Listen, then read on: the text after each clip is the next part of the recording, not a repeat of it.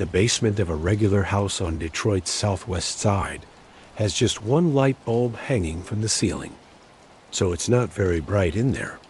Outside, the cold winter wind is blowing hard through the tree branches that have no leaves, making the windows shake in their frames. Inside the basement, two young men are sitting at a card table. They are carefully counting stacks of $20 bills. The older one, who is only 21 years old, moves with a smooth skill that comes from practicing a lot. His younger brother, who is 19, watches him closely and learns how to do it. Lying on the table between them is about $8,000. That is more money than their parents have ever seen in all their years of working honest jobs. This kind of scene happens over and over again, night after night, in lots of basements all across Detroit. Normally, no one would ever remember it, but these are not just any ordinary young men making the usual choices. These young men are named Demetrius and Terry Flenory, and they are getting ready to create something that will completely change the drug trade in America. It will also influence a whole generation of hip-hop culture. In the end, it will become one of the most successful and well-known criminal groups in the history of the United States. This was way before the huge mansions that spread across the fanciest neighborhoods in Atlanta. It was before the long line of expensive cars that made everyone stop and stare on Petrie Street. It was before the private airplanes, the famous friends, and the hip-hop record company that made it hard to tell where legal business stopped and illegal activity began. Before any of that, there were just two brothers from Detroit who had the courage to dream much bigger than anyone ever thought they could. By the time federal officers finally caught up with them, the Black Mafia family had built a drug-selling business worth hundreds of millions of dollars. They had ways to get their drugs to customers stretching across more than 10 different states. They had connections to some of the most famous people in entertainment. They threw parties that became the stuff of legend in Atlanta's nightlife. They lived like royalty, spending money faster than most people could even count it. And then, after a bunch of coordinated police raids all over the country, everything came crashing down completely. This is the whole story of the Black Mafia family.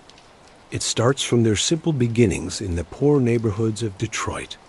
It goes to the highest point of their power in the flashy hip-hop scene of Atlanta.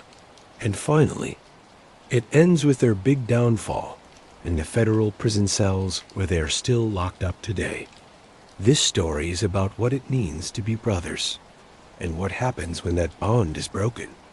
It's about wanting more than you have and taking it to extremes. It's about being loyal and dealing with the results of your actions. It's a story that grabs our attention because it has pieces of the American dream, but twisted into something much darker. It's something that pulls us in and pushes us away at the same time. Before we start this amazing true story, I want to hear from you. Where are you watching from? And what time is it there?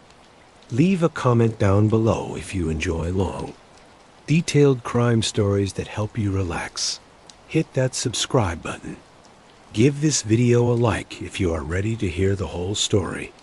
And share this with anyone who likes to learn about real American crime history, told in a complete and honest way. Welcome. Now, let's go back to where everything started.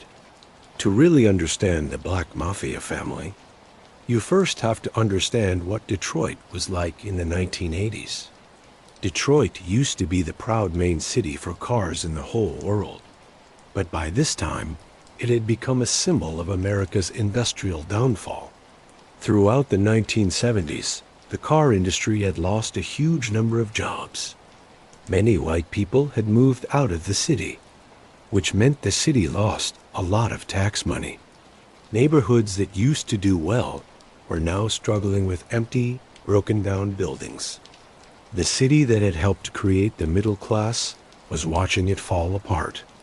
Southwest Detroit, where the Flenory family lived, showed these bigger problems. It was mostly an African American neighborhood with working class roots, but those roots were being pulled up by money problems that no one could control. Houses were falling into bad condition. Real businesses were closing down. Hope was getting hard to find.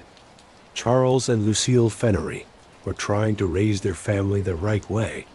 They worked at honest jobs, went to church, and taught their children good values. They had several children, but two of them would become famous for the wrong reasons. They were Demetrius, who was born on June 21st, 1968, and Terry, who was born on January 10th, 1970. From what everyone says, Charles and Lucille were good parents. They did their best, even though times were hard. They were like thousands of other families, trying to keep their dignity and stability, while the ground underneath them was shifting. Demetrius, who would later become known as Big Meech, showed he was a leader even when he was young. Friends and family remember him as a person with a strong personality.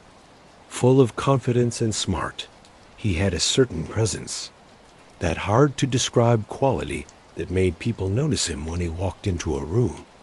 His teachers saw that he had potential, even though he seemed less and less interested in school as he got older. He understood people well. He could figure out situations quickly, and he had natural skills for business. In different times, those skills might have made him very successful in a legal career. Terry, who would become known as Southwest T, was different from his brother.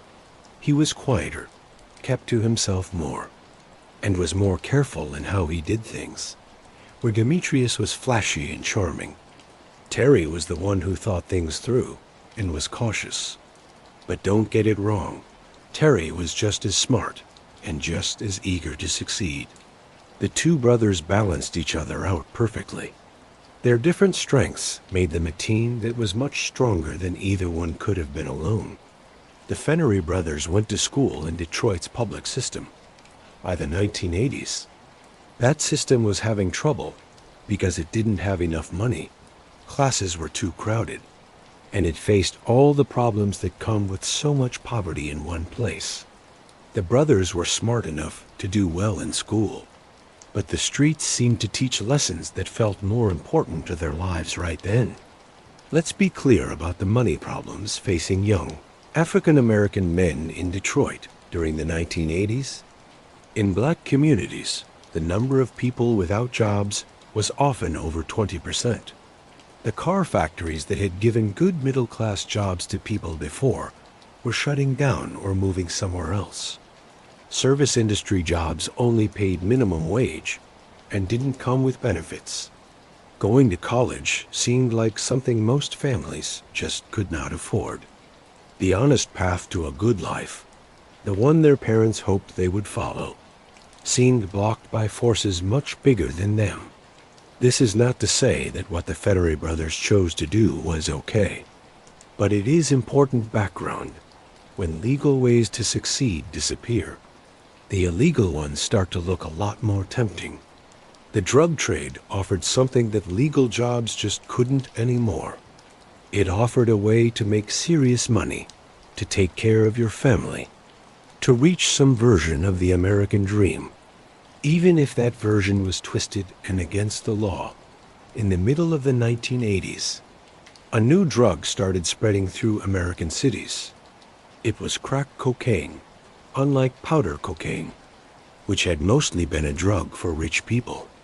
Crack was cheap, it was very easy to get addicted to, and it was incredibly profitable. The crack epidemic would cause terrible damage to communities all over America, but it hit cities like Detroit especially hard. Crack changed the drug business in a big way. The profits were enormous. A kilogram of cocaine that might cost around $20,000 could be turned into crack and sold on the street for up to $80,000 or even more. The addiction was strong and happened fast, which meant there was a steady stream of desperate customers. The market seemed like it had no limits, all over Detroit and other American cities. Young men were facing a terrible choice. They could struggle in poverty, working for minimum wage at jobs with no future. Or they could get into the drug trade, where serious money could be made quickly. A lot of young men chose the second option. The Flenory brothers were among them, even though their personalities were different. Demetrius and Terry shared an extremely close connection. They were brothers, but even more than that. They were best friends, partners, and teammates. They trusted each other completely in the uncertain world of the Detroit streets, where betrayal could come from anyone. That kind of trust was priceless. Friends from the neighborhood remember always seeing them together. They would finish each other's sentences. They seemed to be able to communicate without even talking. When one had an idea, the other would add to it and make it bigger. They pushed each other to think on a larger scale, to want more, to refuse the small expectations that society had for young black men from their neighborhood. They watched older guys in the neighborhood who were hustling and making money in the drug trade. They saw the nice cars, the flashy jewelry, and the respect that having money brought, but they also saw the mistakes. They saw the dealers who were too flashy and got the police's attention. They saw the disorganized groups that fell apart because of arguments over money. They saw the people who only thought about today and ended up getting arrested quickly or dying violently. The Flenory brothers paid close attention to these lessons. Right from the beginning, they understood that to be successful in the drug trade, you needed more than just courage and connections. You needed business sense, organization, self-control, and the ability to plan for the long term. They were students of the game, and they were getting ready to play it better than anyone ever had before. There is no official record that says the exact moment when Demetrius and Terry Flenory decided to get into the drug trade. There was no big dramatic event, no single moment that caused it. Instead, it was probably a slow process. They took small steps that led to bigger commitments. They saw opportunities and took them. It was a slow move, from the edges of the trade to being fully involved. What we do know is that by the late 1980s, both brothers were selling cocaine on the streets of Detroit. They were in their late teens and early 20s, and they were making a choice that would shape their entire lives. They were picking a path that might lead to wealth, but would definitely lead to danger. Danger of being killed, danger of being betrayed, and danger of going to prison. Their parents, Charles and Lucille, must have noticed things changing. Their sons suddenly had money. They were keeping strange hours. They were hanging out with a crowd that included known drug dealers. For parents who were trying to raise their kids right, this must have been heartbreaking. But by this time, Demetrius and Terry were adults making their own choices. Their parents could tell them they disapproved, could warn them about what would happen, but they couldn't stop them. The brothers had made up their minds. They were going into business together. They were going to build something. And with the total confidence of young men who haven't learned yet how the world really works, they believed they could do it better than anyone else. They were about to prove themselves right. The drug trade, like any business, has different levels. At the very bottom are the people selling on the street corner. They are easy to see and easy to get caught. They sell directly to the people who use the drugs. Above them are different levels of distribution. Each level is further away from the danger of the street. The people at the very top, the sources, the big distributors, almost never touch the drugs themselves. They run everything through complicated networks designed to keep them from getting arrested. When Demetrius and Terry Flenory started, they were near the bottom. They were buying fairly small amounts of cocaine and selling it in their own neighborhood. These were not fancy operations. This was hard, careful work. They were building a list of customers, showing they were reliable, and learning the basic skills of the trade. Their first investments were small. They would buy cocaine, sometimes in amounts as small as $50 worth, and sell it for a profit. The profit at this level wasn't huge, but it was steady. More importantly, the brothers were learning lessons about the business that would be priceless. They were learning who to trust and who to stay away from. They were learning how to spot undercover police officers. They were learning how to read people, how to make deals, and how to settle arguments without using violence that would bring attention. In the drug trade, trust is like money. Without trust, partnerships fall apart, organizations crumble, and everyone ends up in prison or dead. The Flenory brothers seemed to just understand this naturally. From their very first days in the business, they built a reputation for being reliable. If they said they would bring a certain amount of drugs at a certain time, they did it. If they promised a certain quality of product, that's what their customers got. If they made a deal, they stuck to it. In a business where people often got robbed, cheated, or worse, the Flenory brothers stood out because they actually kept their word. This reputation was priceless. It meant that people wanted to do business with them. It meant that when they needed to get drugs on credit, to sell them before they had to pay, their suppliers were willing to give them that chance. It meant that their organization could grow because people trusted them to be fair. But trust was important on another level too. The Flenory brothers trusted each other completely, and they were very careful about who else they trusted. They started bringing people from their neighborhood into the business. Friends, people they knew, sometimes family members who also wanted to succeed and followed their rules. These first people they brought in formed the core of what would become the Black Mafia Family. As the brothers' operation got bigger, they came up with a more advanced way of distributing drugs. They didn't want to just stay as street-level sellers. That was too dangerous, too easy to see, and too limiting. They wanted to move up the chain. They started buying larger amounts directly from the people who supplied them. This got them better prices and bigger profits. Then they would give those larger amounts to street-level sellers to sell, instead of selling to the users themselves. This got them away from the most visible and dangerous level of the operation. They were becoming wholesalers, and that change in position was a key reason for their later success. The brothers split up the work based on what each was good at. Demetrius, with his charm and people skills, handled relationships. He found new people to join, talked to the suppliers, and managed the most important workers. Terry, with his more careful nature, focused on the details. He made sure shipments were coordinated, managed the money, and made sure the operations stayed secret. They were also smart about where they did business. Detroit was their home base. But they realized early on that to really grow, they needed to expand.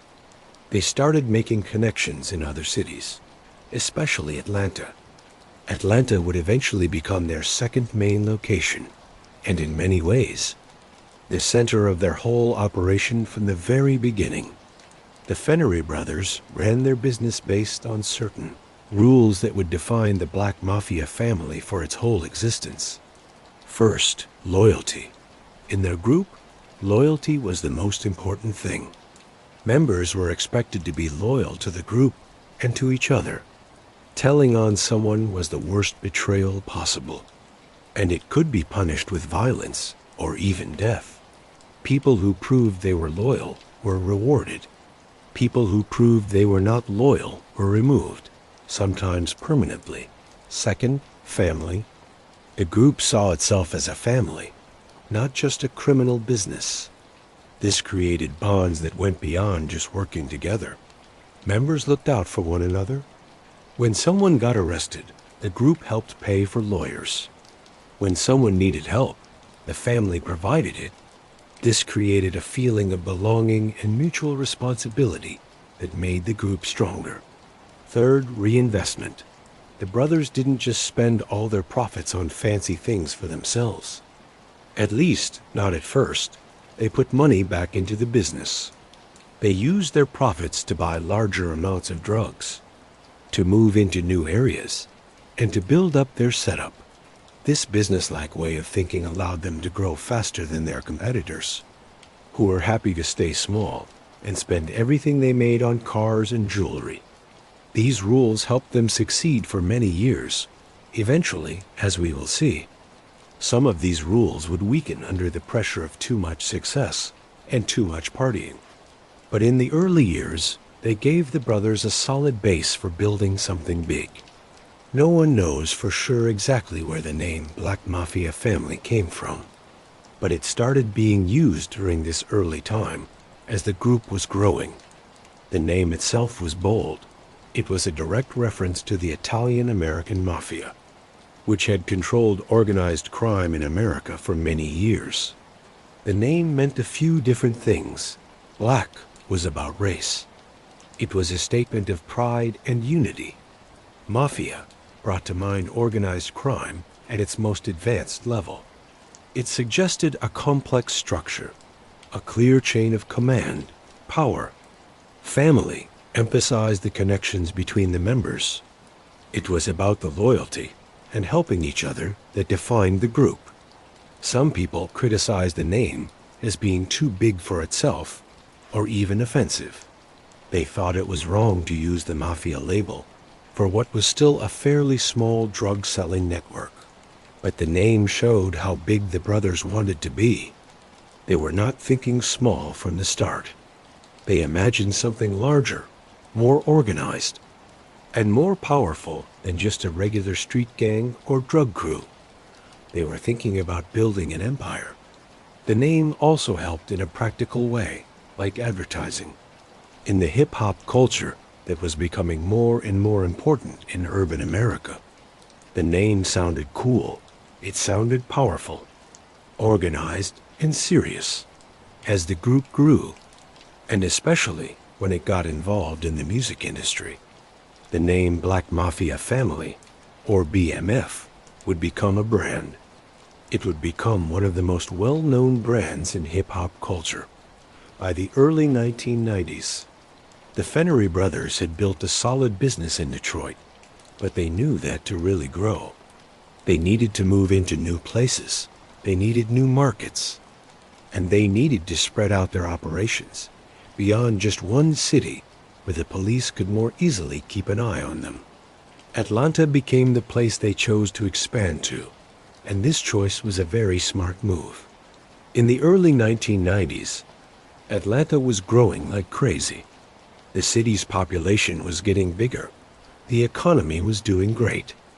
Maybe most importantly for the Flenory brothers, Atlanta was becoming the new main city for hip-hop music. It was taking over from New York as the center of rap culture and the music business.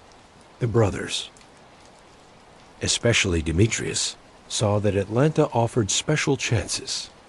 The city's growing population meant more people wanted to buy drugs. The city was spread out and not easy to get around, which made it harder for the police to track criminal activity. And the city's hip-hop scene offered ways to both clean illegal money through legal businesses and make valuable connections in the music world.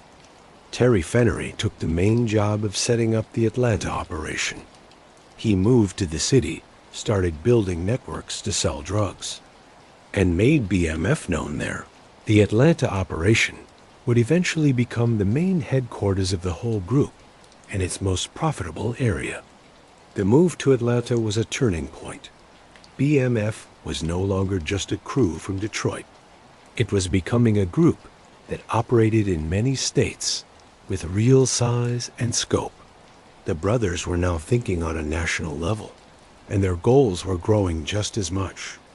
The 1990s were the decade when the Black Mafia Family changed from a successful regional drug-selling network into a real criminal empire. It's hard to say just how big their operations were during this time. By the middle of the decade, BMF was moving hundreds of kilograms of cocaine every single month.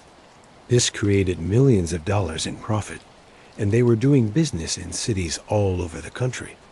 Their distribution network eventually spread across more than 10 states, including Michigan, California, Georgia, North Carolina, Tennessee, Kentucky, Missouri, Louisiana, Texas, Florida, and others. Each location had its own separate group, its own leaders, its own way of doing things. But they all ultimately answered to Demetrius and Terry Flenory. The planning it took to move this much product was complicated. Cocaine had to be brought from the suppliers, often Mexican drug cartels, to distribution points all over the country. Money had to go the opposite way, with piles of cash making their way back to the leaders. They had to communicate with each other while also avoiding being watched by the police. They had to find, train, and manage new people to work for them. The Flenory brothers were really good at handling this kind of organizational challenge. They built a smart structure that could handle operations this big. They used code words when they talked on the phone. They used techniques to avoid being followed or watched. They set up their group in separate parts, so that members in one city often didn't even know the members in other cities. They were careful. They had a plan for everything, and they were becoming more and more professional.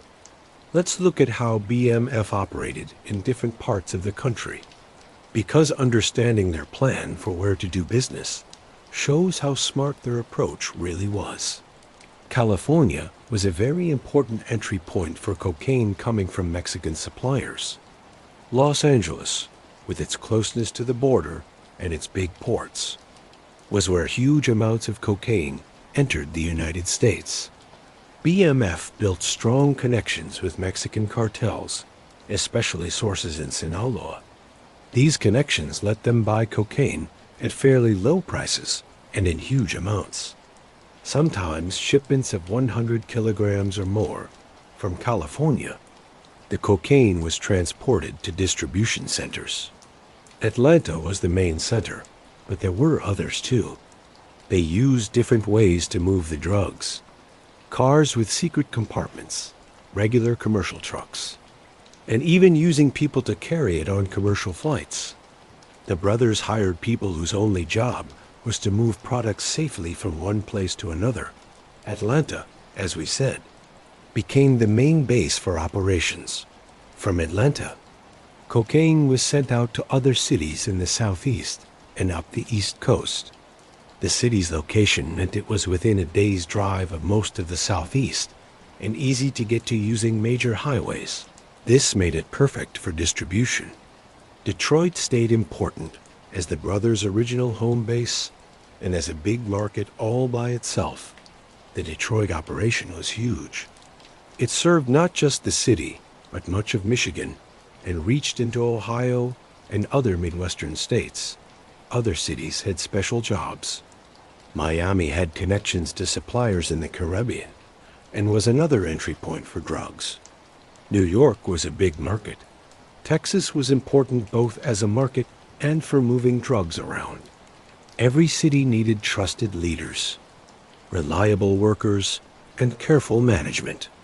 The size of these operations was unbelievable. At their highest point, BMF was distributing hundreds of kilograms of cocaine per month. That's about 5,500 pounds of cocaine every single month. The value on the street was in the hundreds of millions of dollars every year. BMF's system for distribution was like a pyramid and was carefully organized. At the very top were Demetrius and Terry Flenory. They made the big strategic decisions and kept up the relationships with the suppliers.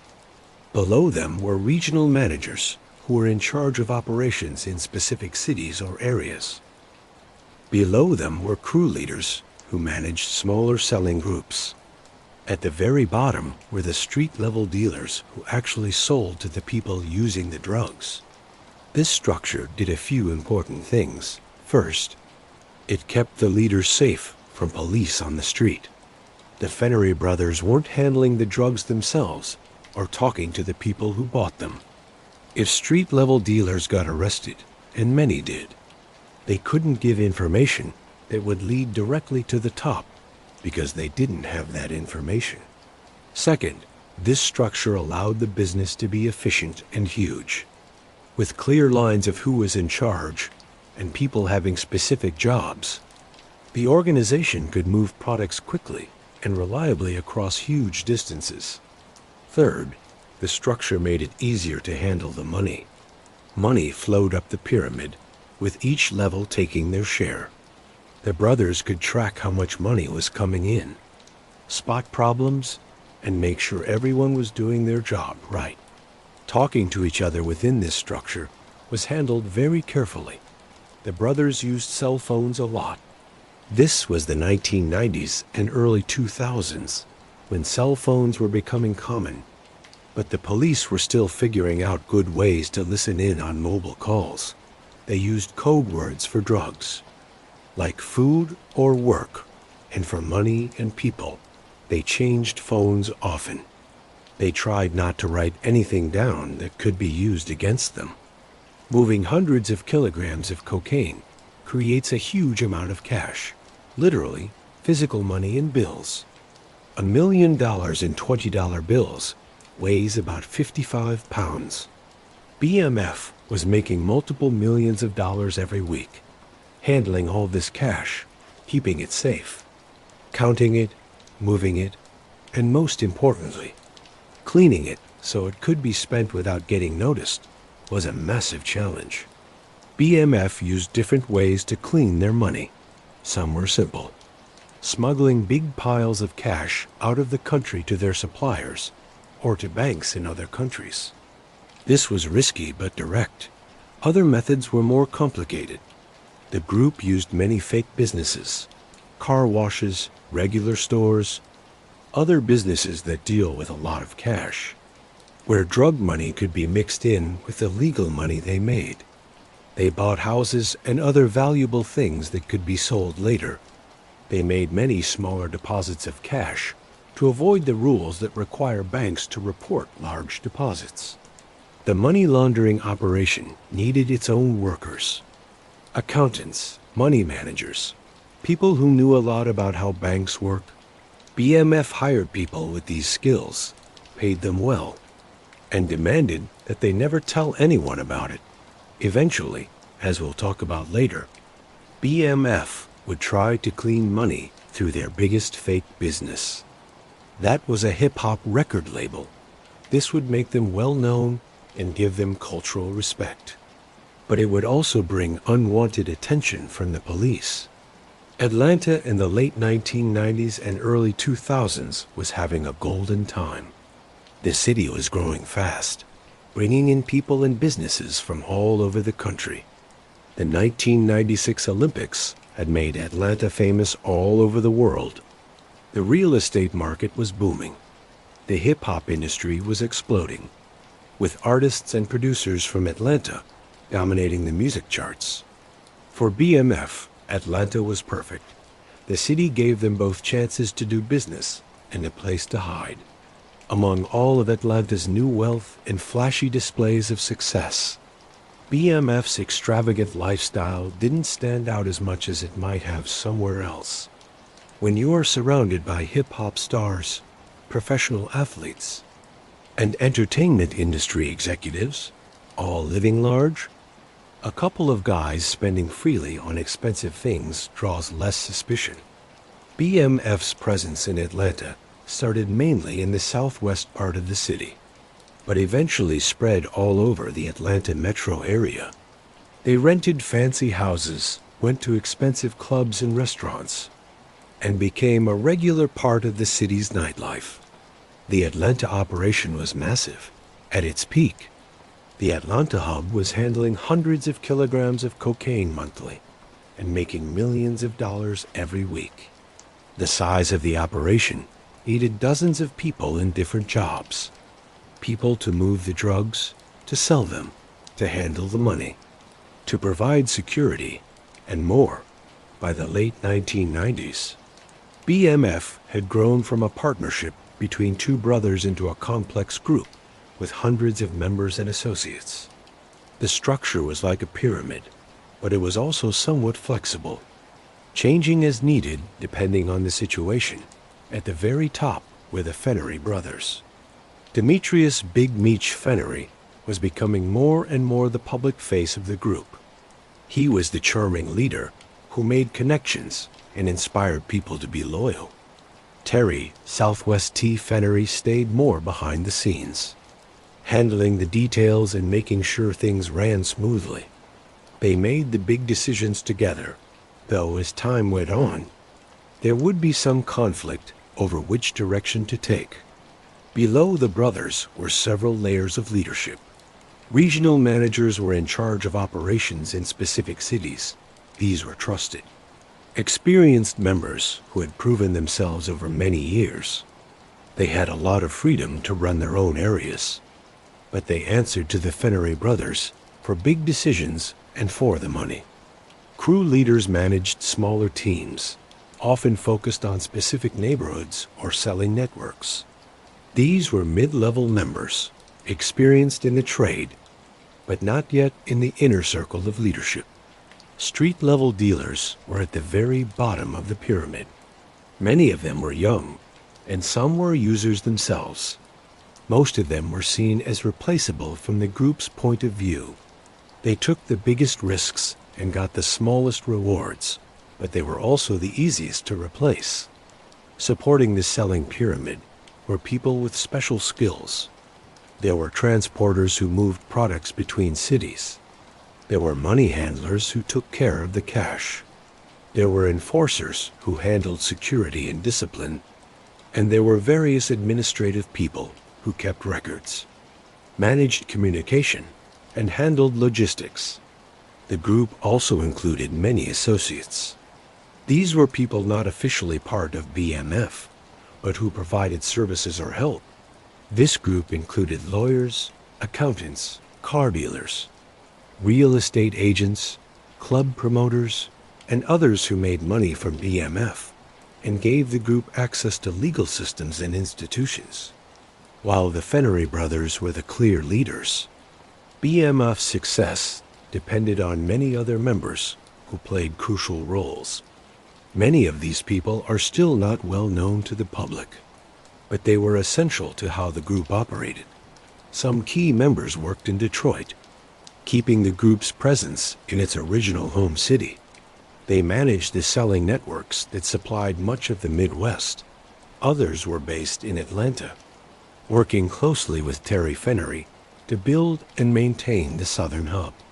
These members coordinated with transporters coming from the West Coast, managed local selling, and handled the huge amounts of cash coming from Atlanta operations in California. BMF had members who kept up the relationships with cartel suppliers, arranged the purchases, and coordinated shipments across the country. These connections were critical. Without reliable, high-quality supplies of cocaine at good prices, everything else would have fallen apart. BMF's structure also included family members besides Demetrius and Terry, various cousins, more distant relatives, and childhood friends held positions of trust and responsibility. Mixing family and business like this was common in criminal groups. It created bonds of loyalty that were deeper than just being an employee. But it also created problems when personal and work-related conflicts came up. The group found new members aggressively, but carefully. They looked for people who were eager to succeed, loyal, and smart. Many new members came from Detroit's poor neighborhoods, seeing BMF as their best chance to succeed. Others were attracted by the lifestyle, the money, and the feeling of being part of something powerful. By the late 1990s and early 2000s, BMF's operations were making unbelievably large amounts of money. To understand just how much, let's look at the numbers. A kilogram of cocaine bought from suppliers might cost $15,000 to $20,000. That same kilogram, sold through BMF's network and eventually to the final customer, could bring in $60,000 to $80,000 or more. The price increase from wholesale to street level was huge. At their peak, BMF was moving hundreds of kilograms of cocaine per month, making millions of dollars in profit every week and hundreds of millions overall. The profit margins were enormous, allowing the group to pay for a very fancy lifestyle and to put money back into growing even more. Were they actually making that much money? Probably not exactly that much.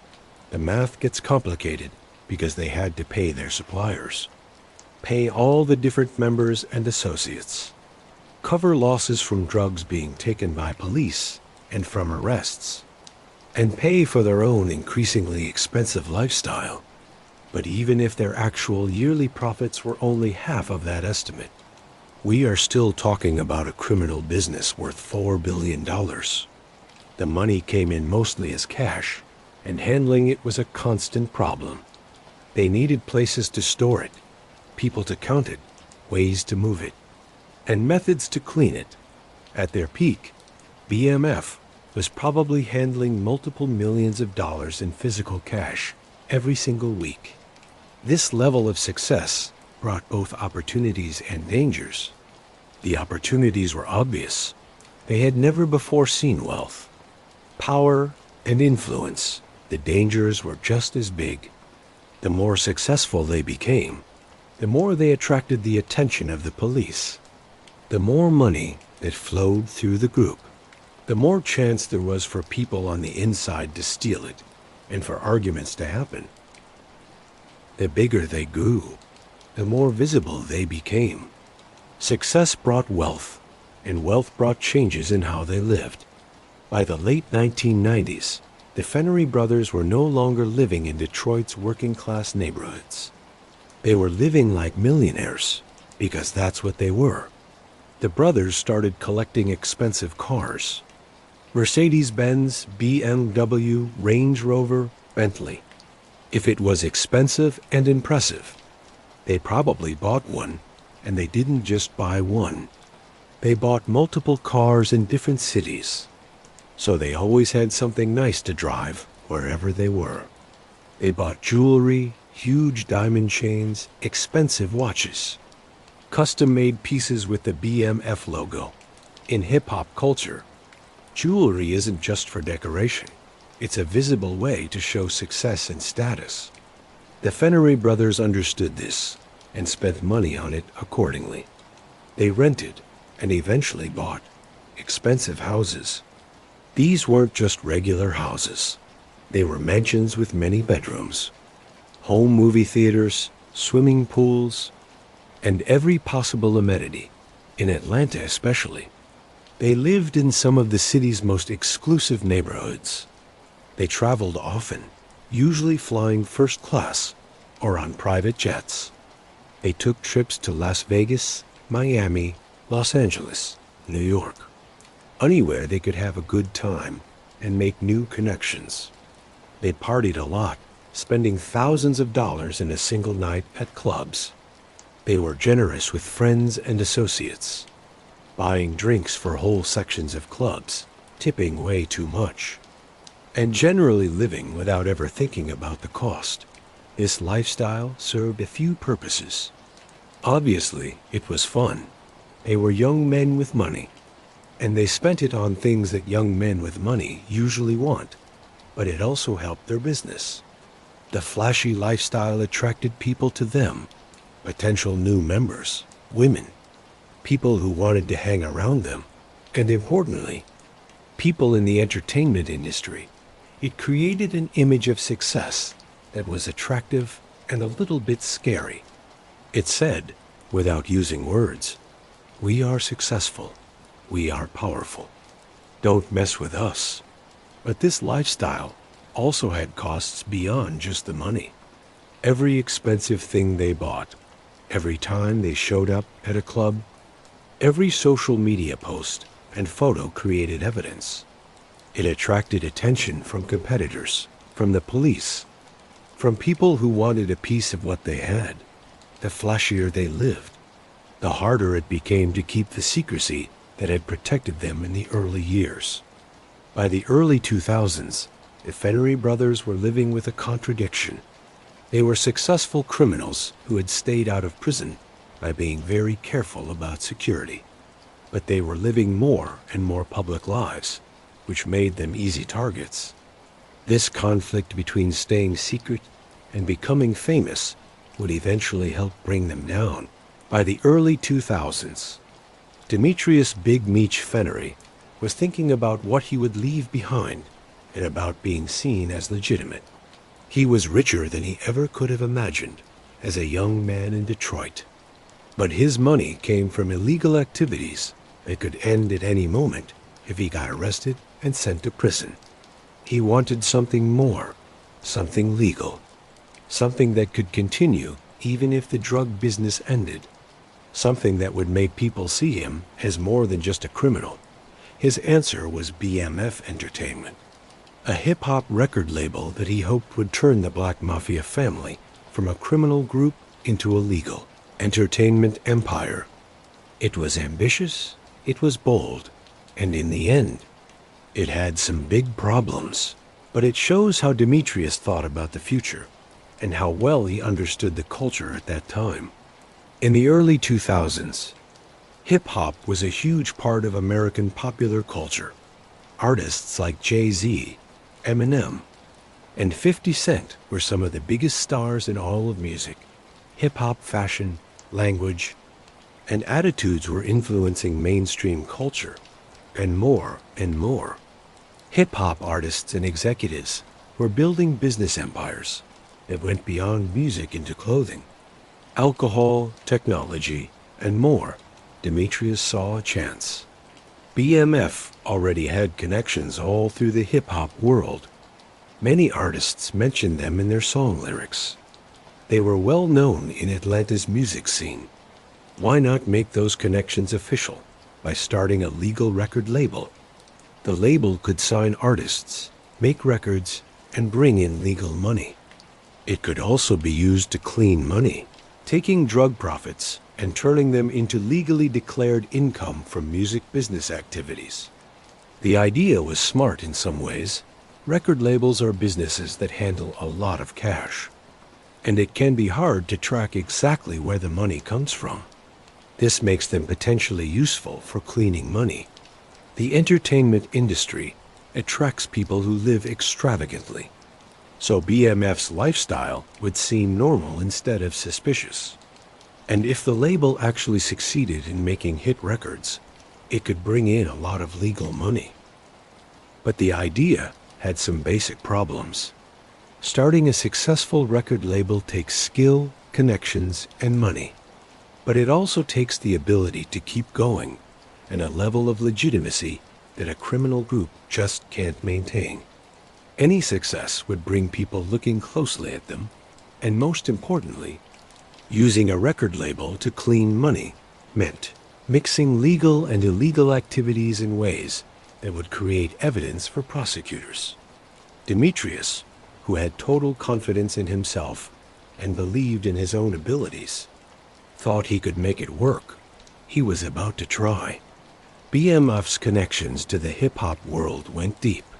Because they were always in Atlanta and spending a lot of money at clubs and parties, the Flenory brothers had met and become friends with many artists, producers, and music industry people. One of their strongest connections was with young Jeezy. He was an Atlanta-based rapper whose music showed the street credibility and hustler attitude that defined Southern hip-hop in the 2000s. Jeezy's breakthrough album, released in 2005, had many mentions of BMF in the lyrics. This made the connection between Jeezy and the group even stronger.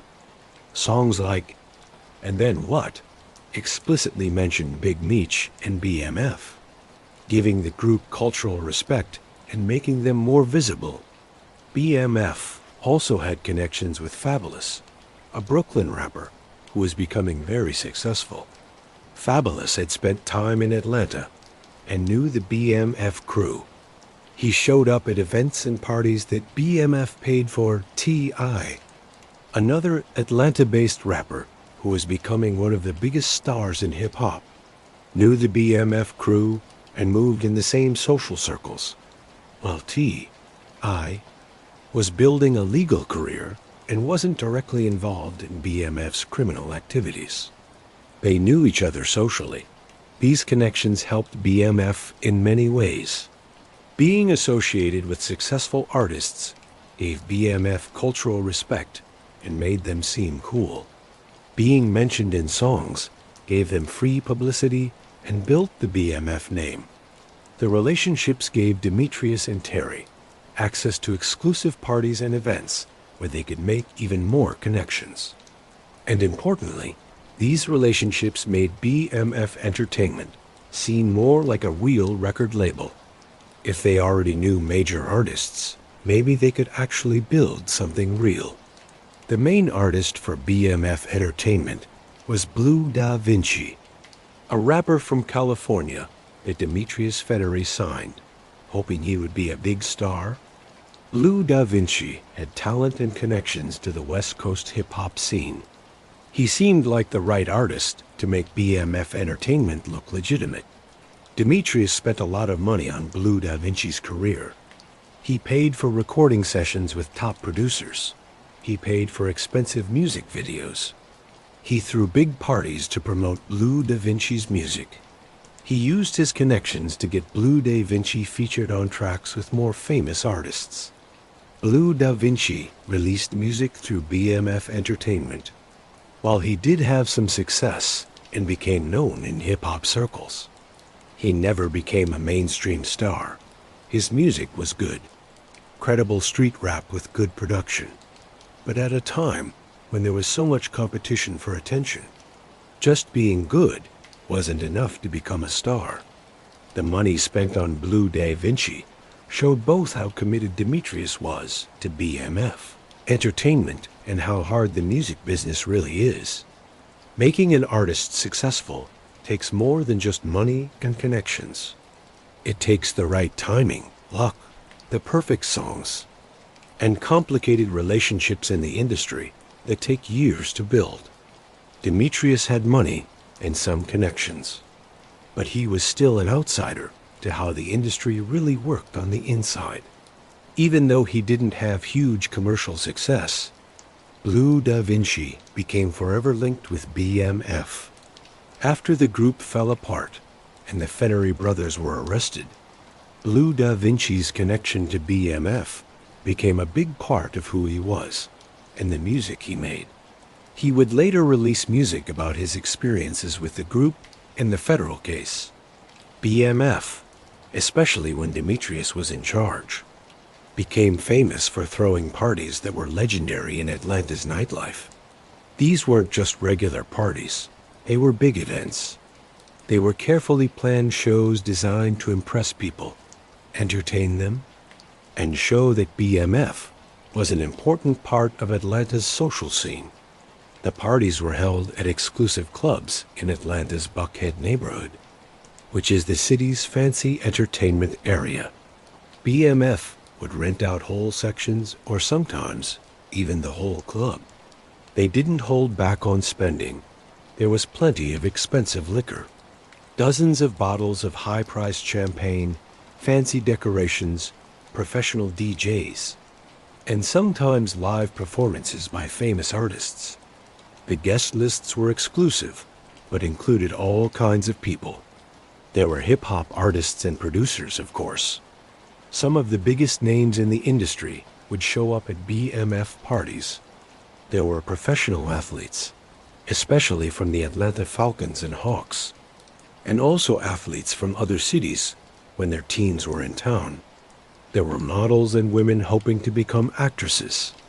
There were music industry executives, club promoters, and various people who just wanted to be part of the scene, attracted by the spectacle. Demetrius, who was now using the nickname Big Meech more and more, was the host and the center of attention at these events. He dressed perfectly in designer clothes and expensive jewelry. He held court, greeting guests, introducing people to each other, and generally playing the role of a successful entertainment mogul instead of a drug dealer. He was building a character for himself, creating an image of himself as a figure in the hip-hop industry, rather than a criminal. The parties served many purposes. They were fun, certainly, and they satisfied Demetrius's enjoyment of being the center of attention. They were chances to meet new people, to meet people who might be useful for BMF Entertainment or other projects. They established BMF's name and reputation within hip-hop culture. And they were great for cleaning money.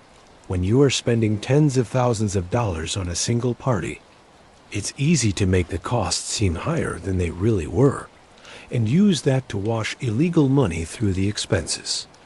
But these parties also created problems. Each event created witnesses, hundreds of people who could possibly testify about BMF's activities and lifestyle. The parties created evidence through photos, videos, and social media posts. They attracted police attention, and they burned through enormous amounts of money that might have been better invested or saved. By the mid-2000s, BMF had become a well-known name within hip-hop culture. The letters BMF showed up in songs, in music videos, on clothing. To understand how deeply BMF had gotten into the culture, think about how many artists mentioned them in their lyrics during this time. Rick Ross, a Miami-based rapper who had become one of hip-hop's biggest stars, released a song called BMF in 2010. This was after the group had already been taken down, and it became a huge hit.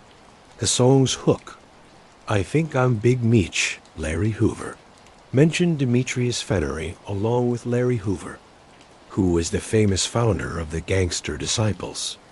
This song, released years after BMF's fall, showed how the group still had a lasting cultural impact.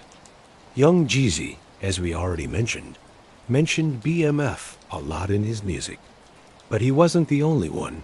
Dozens of artists, from major stars to lesser-known rappers, mentioned BMF in songs.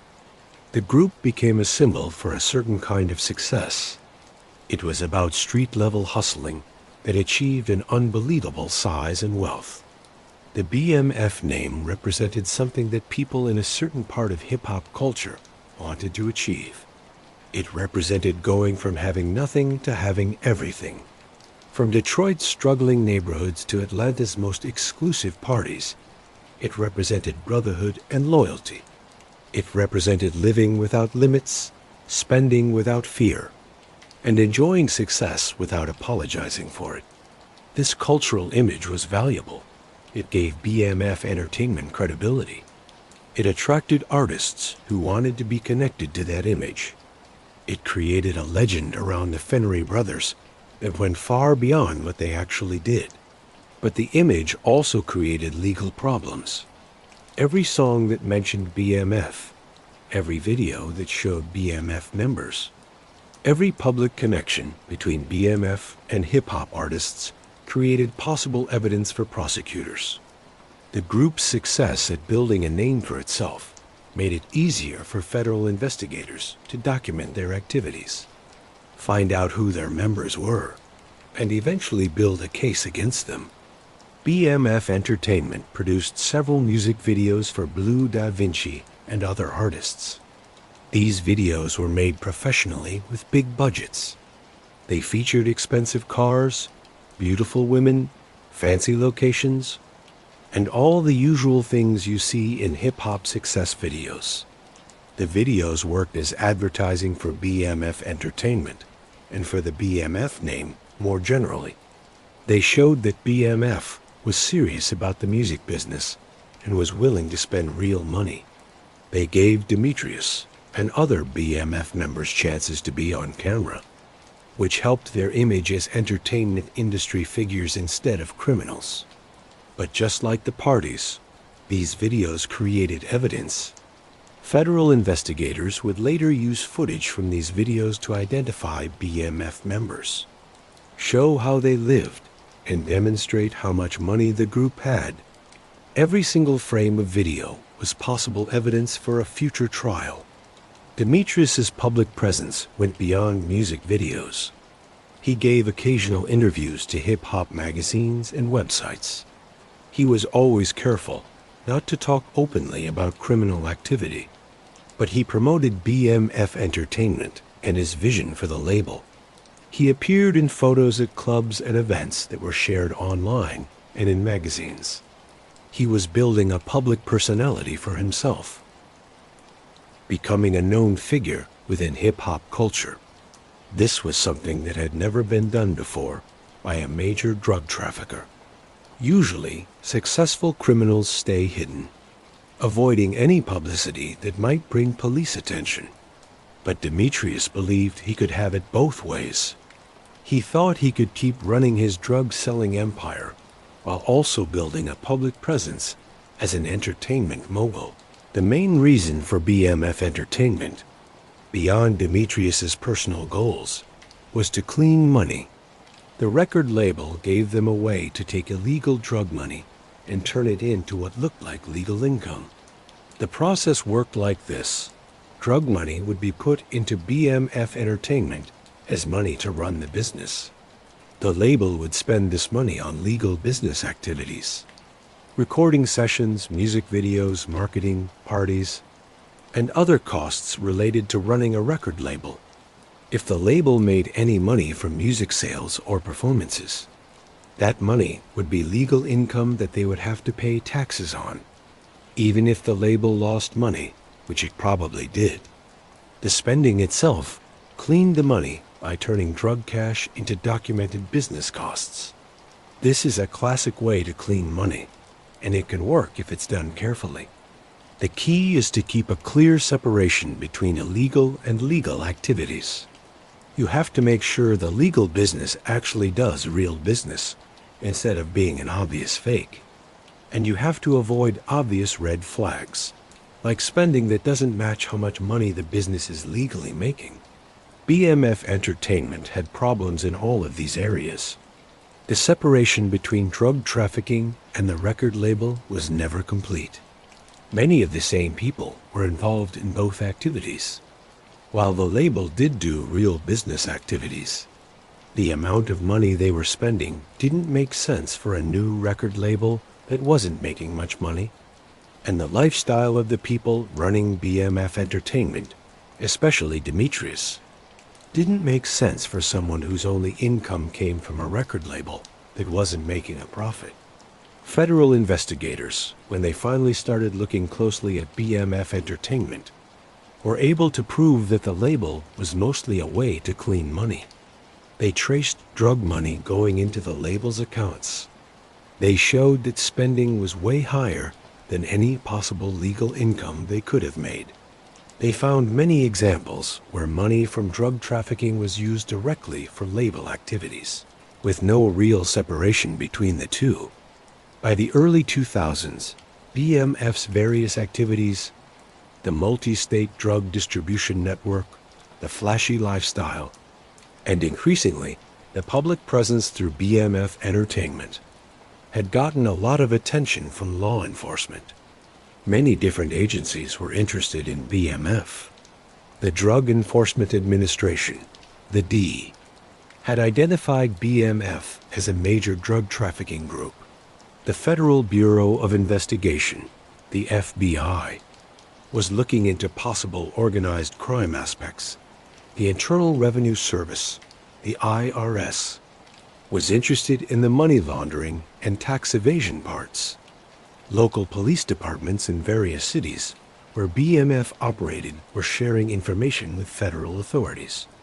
The early 2000s were a time when federal law enforcement was getting better at targeting large criminal organizations. Agencies were using wiretaps more often. They were doing long-term investigations instead of just making small arrests on the street. They were using the continuing criminal enterprise law and the RICO Act, These laws allowed them to prosecute entire organizations instead of just individual crimes. BMF was a good target for ambitious federal prosecutors and investigators. The group was big, operating in many states. They were moving huge amounts of drugs and making enormous profits. They were visible, with lifestyles that were well documented and didn't match any legal income. And most importantly, their involvement in the entertainment industry created many witnesses. These were people who had interacted with BMF members, but who weren't criminals themselves and might be willing to help the authorities. By 2003 or 2004, federal authorities had probably already started seriously investigating BMF. Even if the Flenory brothers didn't yet know how much law enforcement was interested in them.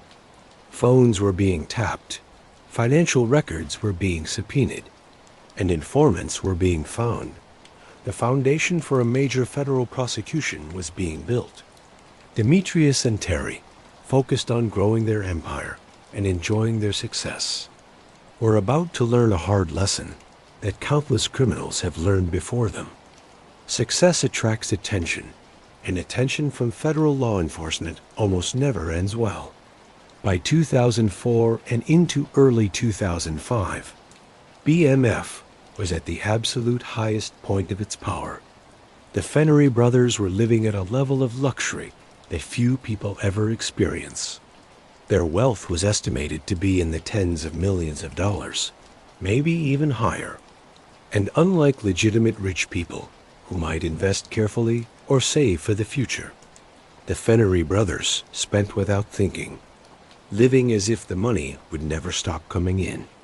Their lifestyle during this time has become legendary in hip-hop culture. It represents both the ultimate success of the hustler mentality and the excess that eventually brings terrible consequences. The Flenory brothers owned or rented many properties all over the country, but their main homes were in Atlanta, where they had several expensive houses. These weren't ordinary houses. We're talking about mansions in Atlanta's most exclusive neighborhoods, gated communities in Buckhead, huge estates in the northern suburbs. These properties had 8 to 10 bedrooms, home theaters with professional quality equipment, swimming pools, tennis courts, and complex security systems. The Atlanta mansion that became most linked with Big Meech was especially well known. It was both a home and a place to party, hosting the famous BMF parties that brought in celebrities from all over the entertainment world. The property was decorated expensively with custom furniture, expensive art, and all the things you would expect in a luxury home. The brothers also had properties in other cities, Los Angeles, where they had important business connections, Miami, where they liked to vacation, and where the party scene matched their lifestyle. And they still had properties in Detroit, keeping their connections to their hometown. Real estate served many purposes. Obviously, the homes were places to live and have parties, but they were also investments, ways to keep their wealth in things you can touch, and they were status symbols, visible proof of success that made the brothers' image as wealthy. Powerful men even stronger. The cost of keeping up these properties was huge.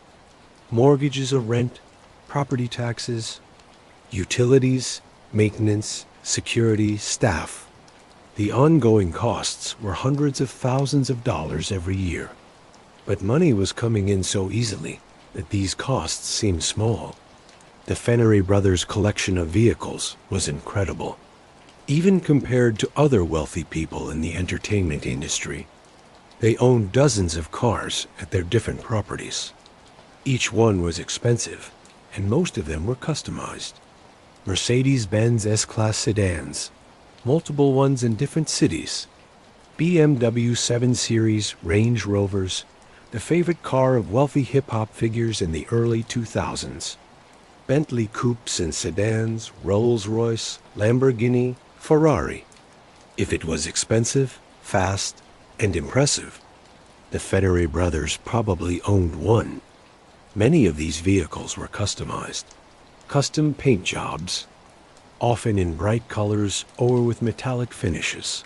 Custom wheels, oversized and expensive. Custom interior work with high-quality leather. Wood trim and entertainment systems. Some vehicles had hidden compartments, useful for business purposes, but also just cool to show off. The brothers didn't just own these vehicles for their own use. They used them as props, as moving status symbols. They would arrive at clubs in convoys of expensive cars, making dramatic entrances that announced they were there. They would lend vehicles to friends and associates, showing generosity and strengthening loyalty. The cost of these vehicles was enormous. A Bentley Continental GT might cost $200,000. A Lamborghini Murcielago could cost $400,000 or more. And the Flenory brothers owned multiple vehicles in these price ranges. Spread across different cities, they were spending millions of dollars just on cars. And that's before paying for insurance, maintenance, gas, and regularly replacing the cars with newer models. Just like the real estate, the vehicles served purposes beyond just getting around.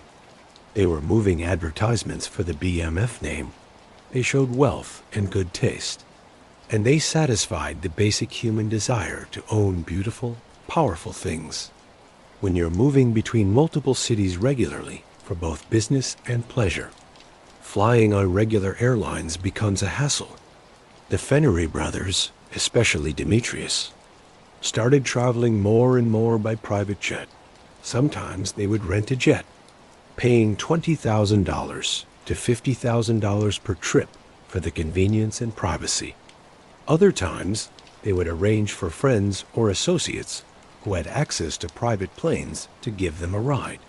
The exact arrangements varied, but the point was clear. They traveled like business moguls, not like regular people waiting in security lines at airports. Private planes served practical purposes. They allowed the brothers to move quickly between cities where they had business or personal interests. They provided privacy for conversations they didn't want anyone else to hear. And they reduced their exposure to law enforcement at regular airports, where security had increased after 9/11s. But private jets were also about image. Arriving at an event or a city on a private jet showed status and wealth in a way that was impossible to miss. It was the ultimate way to show off, the ultimate proof that you had made it. Jewelry was another major expense and status symbol. The Flenory brothers, especially Demetrius, wore elaborate diamond jewelry that cost hundreds of thousands of dollars. There were diamond chains, thick, heavy pieces with elaborate pendants. Sometimes the pendants had the BMF logo on them, which was like wearing an advertisement for their brand. There were watches, Rolex, Audemars Piguet.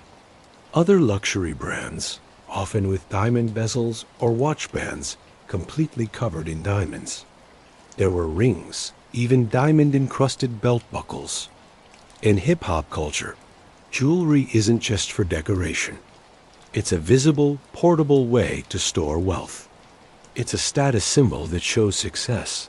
It's art and an investment combined. And for someone like Demetrius, who understood image and branding, jewelry was essential to keeping up his public personality.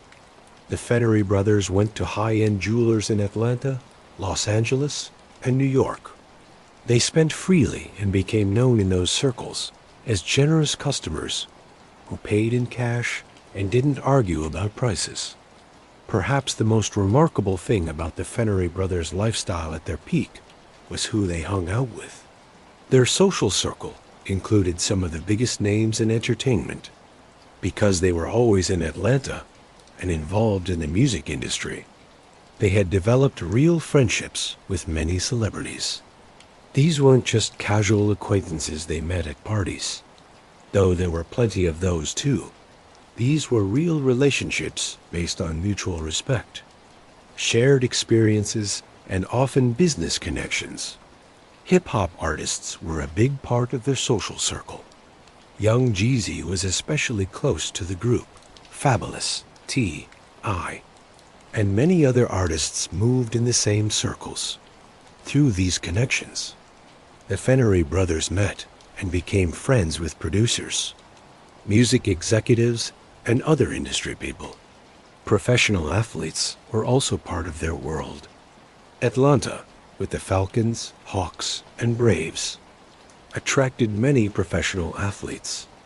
Many of these athletes were young, wealthy, and enjoying their success in ways similar to the Flenory brothers.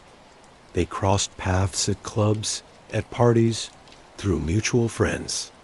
The celebrity friendships served many purposes. They made the Flenory brothers' image as entertainment industry figures instead of criminals seem more believable. They provided chances to meet people and potential business connections. They made the brothers' expensive lifestyle seem more normal. When everyone in your social circle lives extravagantly, your own excess doesn't stand out as much. But these friendships also created legal risks. Every celebrity who interacted with BMF was a possible witness. Many of these people were not involved in criminal activity and would have strong reasons to cooperate with authorities to protect their own careers and reputations. Demetrius Big Meech Flenory, by this time, had become a personality in his own right. He wasn't just a drug trafficker hiding in the shadows. He was a known figure within hip-hop culture, a character who appeared in songs and videos, a man whose nickname was recognized throughout the industry. Big Meech's personality was magnetic. He was charming, charismatic, and surprisingly good at talking to people.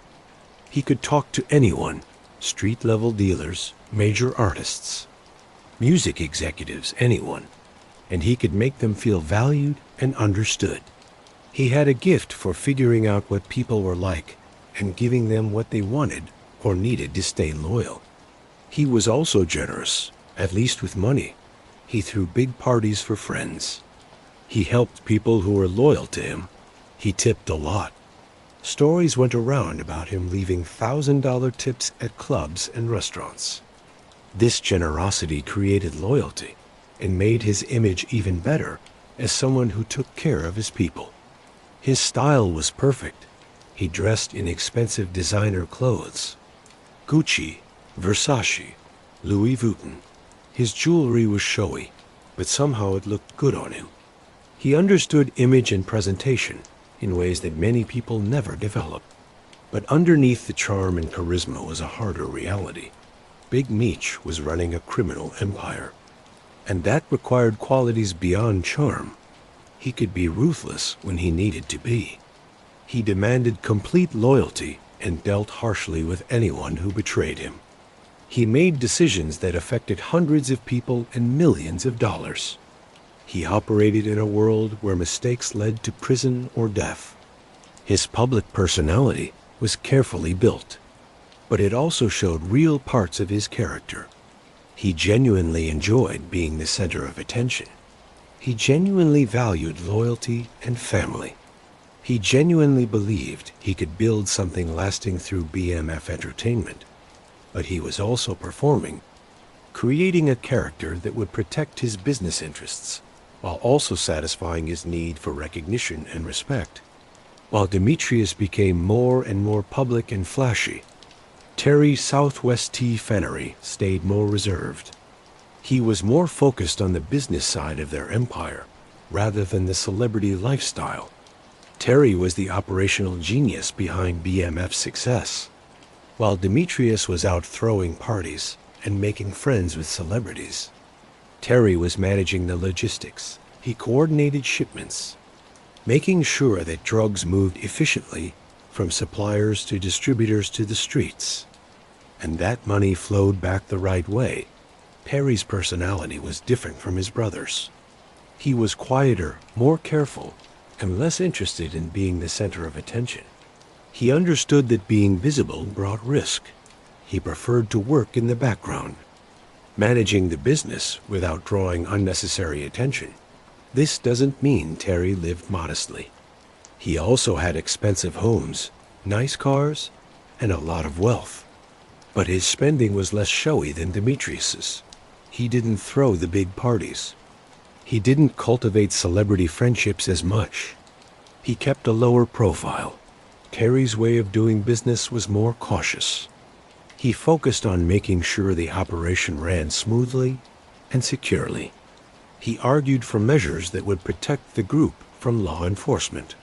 He understood that every public appearance, every excessive display of wealth, and every celebrity connection increased the risk of getting federal attention. Friends and associates noticed the differences between the brothers. Demetrius was the visionary, the dreamer, the one who wanted to build an empire that would be remembered. Terry was the practical one, the manager, the one who focused on keeping everything running smoothly and securely. Both approaches had value. Demetrius's vision and charm built the BMF name and attracted the loyalty and connections that helped the group grow. Terry's focus on operations and careful management kept the business running efficiently, even as it expanded across many states. But their different approaches would eventually cause conflict. By 2004 and 2005, tensions were building between Demetrius and Terry Flenory. These tensions came from their different personalities and their different ideas about BMF's future. Demetrius wanted to keep expanding, especially into entertainment. He believed BMF Entertainment could become a real, successful business that would bring lasting wealth and respectability. He wanted to be known as more than just a drug dealer. He wanted to be recognized as an entertainment mogul, a businessman, a cultural figure. His spending showed this vision. He put a lot of money into the music business, even when those investments didn't make much money back. Terry was more doubtful about the entertainment business. He saw it as unnecessarily risky, attracting attention to a group that should stay hidden. He was more focused on the drug business, which was making huge profits, but which needed careful management to avoid law enforcement. He argued for a lower profile, less showy spending, and more focus on operational security. The conflict between being flashy and being discreet, between Demetrius's desire for recognition and Terry's preference for careful operations, created more and more friction. They disagreed about strategy, about spending too much money, and about who should be in charge of what. There were also tensions about where they were located. Demetrius spent most of his time in Atlanta, running BMF Entertainment and enjoying the city's social scene. Terry split his time between Atlanta and other cities, managing the group's distribution networks. Being far apart physically made it harder to keep up the close communication that had always been so important to their partnership. Money became a source of conflict, with millions of dollars flowing through the group. Arguments would inevitably come up about how profits should be divided and spent. Both brothers were spending enormous amounts on their lifestyles. Both believed they deserved larger shares. Keeping track of the money became a problem, with each side believing the other wasn't being completely honest about the finances. Personal relationships added more complications. Both brothers had romantic relationships, friendships, and loyalties to people that the other brother didn't completely trust. BMF members and associates sometimes became more loyal to one brother or the other, creating smaller groups within the larger organization. These tensions never turned into open fighting or a permanent split. The bond between the brothers stayed strong, but the growing differences created stress within the organization and contributed to weaknesses that federal investigators would eventually take advantage of. The period from 2000 to 2005 was both the highest point of BMF's success and the time when the seeds of their downfall were planted. Every party, every celebrity connection, Every music video, every expensive purchase created evidence and attracted attention. The higher they rose, the more visible they became. And in the world they operated in, being visible was dangerous. By 2004, the Black Mafia Family had achieved extraordinary success. They controlled a drug distribution empire that stretched across many states. Making hundreds of millions of dollars, they lived like entertainment moguls. They had cultural influence through their hip-hop connections. From the outside, everything looked perfect. But on the inside, serious problems were developing. Problems that would eventually lead to the group's collapse. The Drug Enforcement Administration had been watching BMF for several years. But by 2003, their interest had grown into a serious, large-scale investigation. The D assigned a special team just to target BMF. They brought together agents from many different field offices across the country. The investigation was called Operation Motor City Mafia. This name showed that they knew BMF came from Detroit, and that they saw it as an organized crime group. This wasn't a typical drug investigation focused on making quick arrests. This was a smart, long-term operation aimed at taking down the entire organization and prosecuting its leaders. The DEA's method was careful and step-by-step. They started by figuring out BMF's structure. Who were the leaders? Who were the regional managers? Who handled different parts of the operation? They mapped out the group's distribution networks. Finding the main transportation routes and distribution points, they followed the money, tracing cash flows from street-level sales back up through the group's chain of command. Federal prosecutors in Detroit and Atlanta were involved from the very beginning, making sure that the investigation was building a case that could win in court. They were targeting the Flenory brothers and other top leaders using the continuing criminal enterprise law, which is the federal drug kingpin law. This law carries much harsher penalties and allows them to prosecute entire organizations instead of just individual crimes. The investigation used many different methods. Financial analysis traced unexplained wealth and suspicious transactions. Surveillance teams watched BMF members, documenting meetings, travel, and activities. Confidential informants provided inside information about the group's operations and who was in it. But the most powerful tool was wiretaps, starting around 2003 or 2004. Federal investigators began getting court orders to tap phones used by BMF members. Wiretaps are powerful tools for investigators. They let law enforcement listen to conversations as they happen. These conversations reveal criminal planning, how the group is structured, and the relationships between members. BMF members, like many criminals, relied heavily on cell phones to talk to each other. They used code words. Food or work meant drugs. They had various terms for money and people. But these codes were often easy to figure out, even when conversations didn't talk openly about drugs. Investigators could understand what was being discussed from the situation. The wiretaps revealed an enormous amount of information. Investigators heard BMF members coordinating drug shipments. They heard discussions about collecting and distributing money. They heard arguments inside the group and problems with how things were running. They heard enough to understand exactly how BMF operated, who the key players were, and how to build a complete case. Phone evidence was especially powerful because it showed criminal activity happening right then, not just crimes from the past. Every conversation was evidence of a conspiracy and a continuing criminal enterprise. The taps stayed active for months, collecting thousands of recorded calls.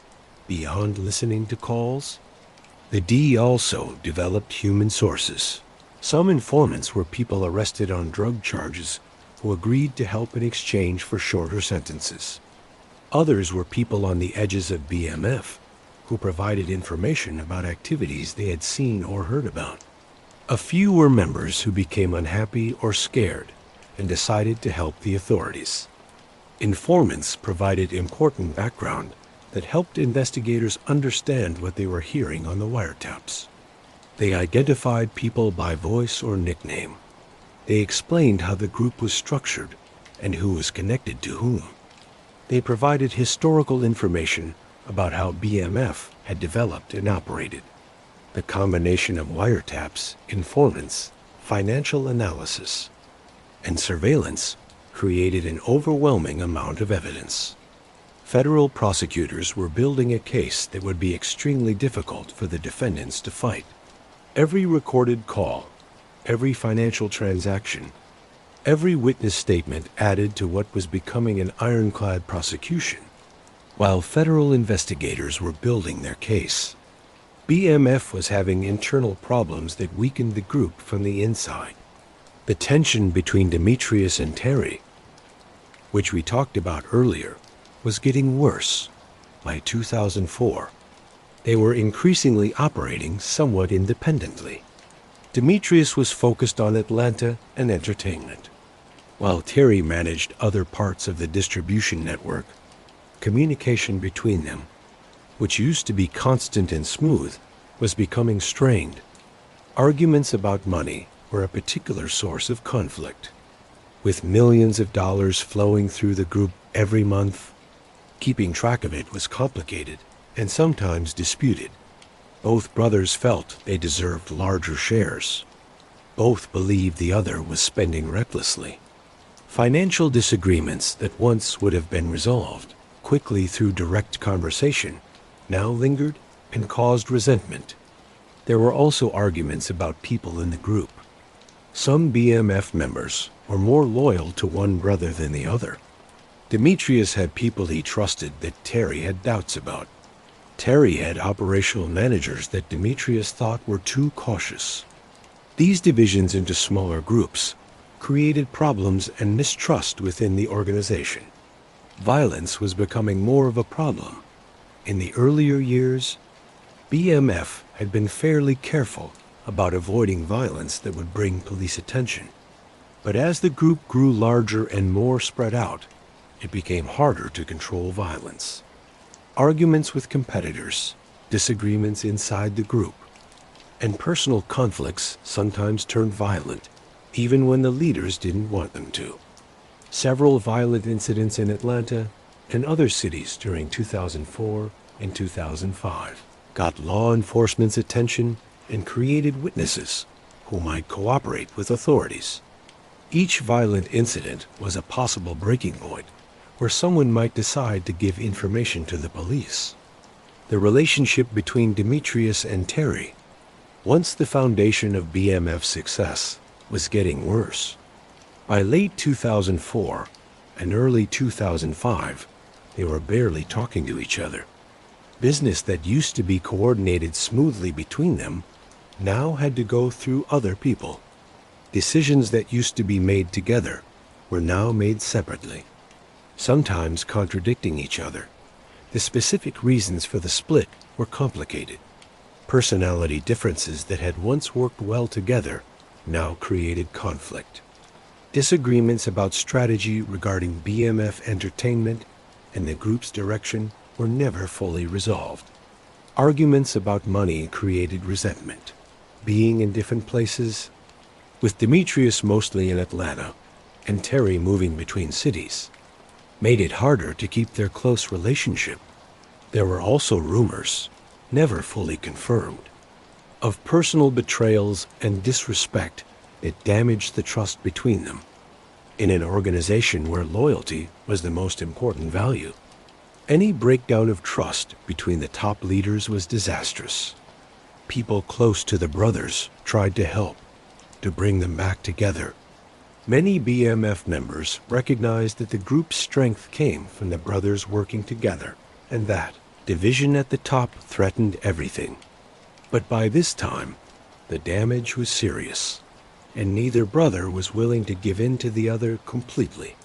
The split had real-world consequences. Communication within BMF became less efficient. Strategic decisions were harder to make. Members had to deal with the different instructions coming from the two brothers. The organization that had been so effective precisely because of its tight leadership was becoming scattered and less organized. Federal investigators, watching and listening through their wiretaps and informants, noticed these internal tensions.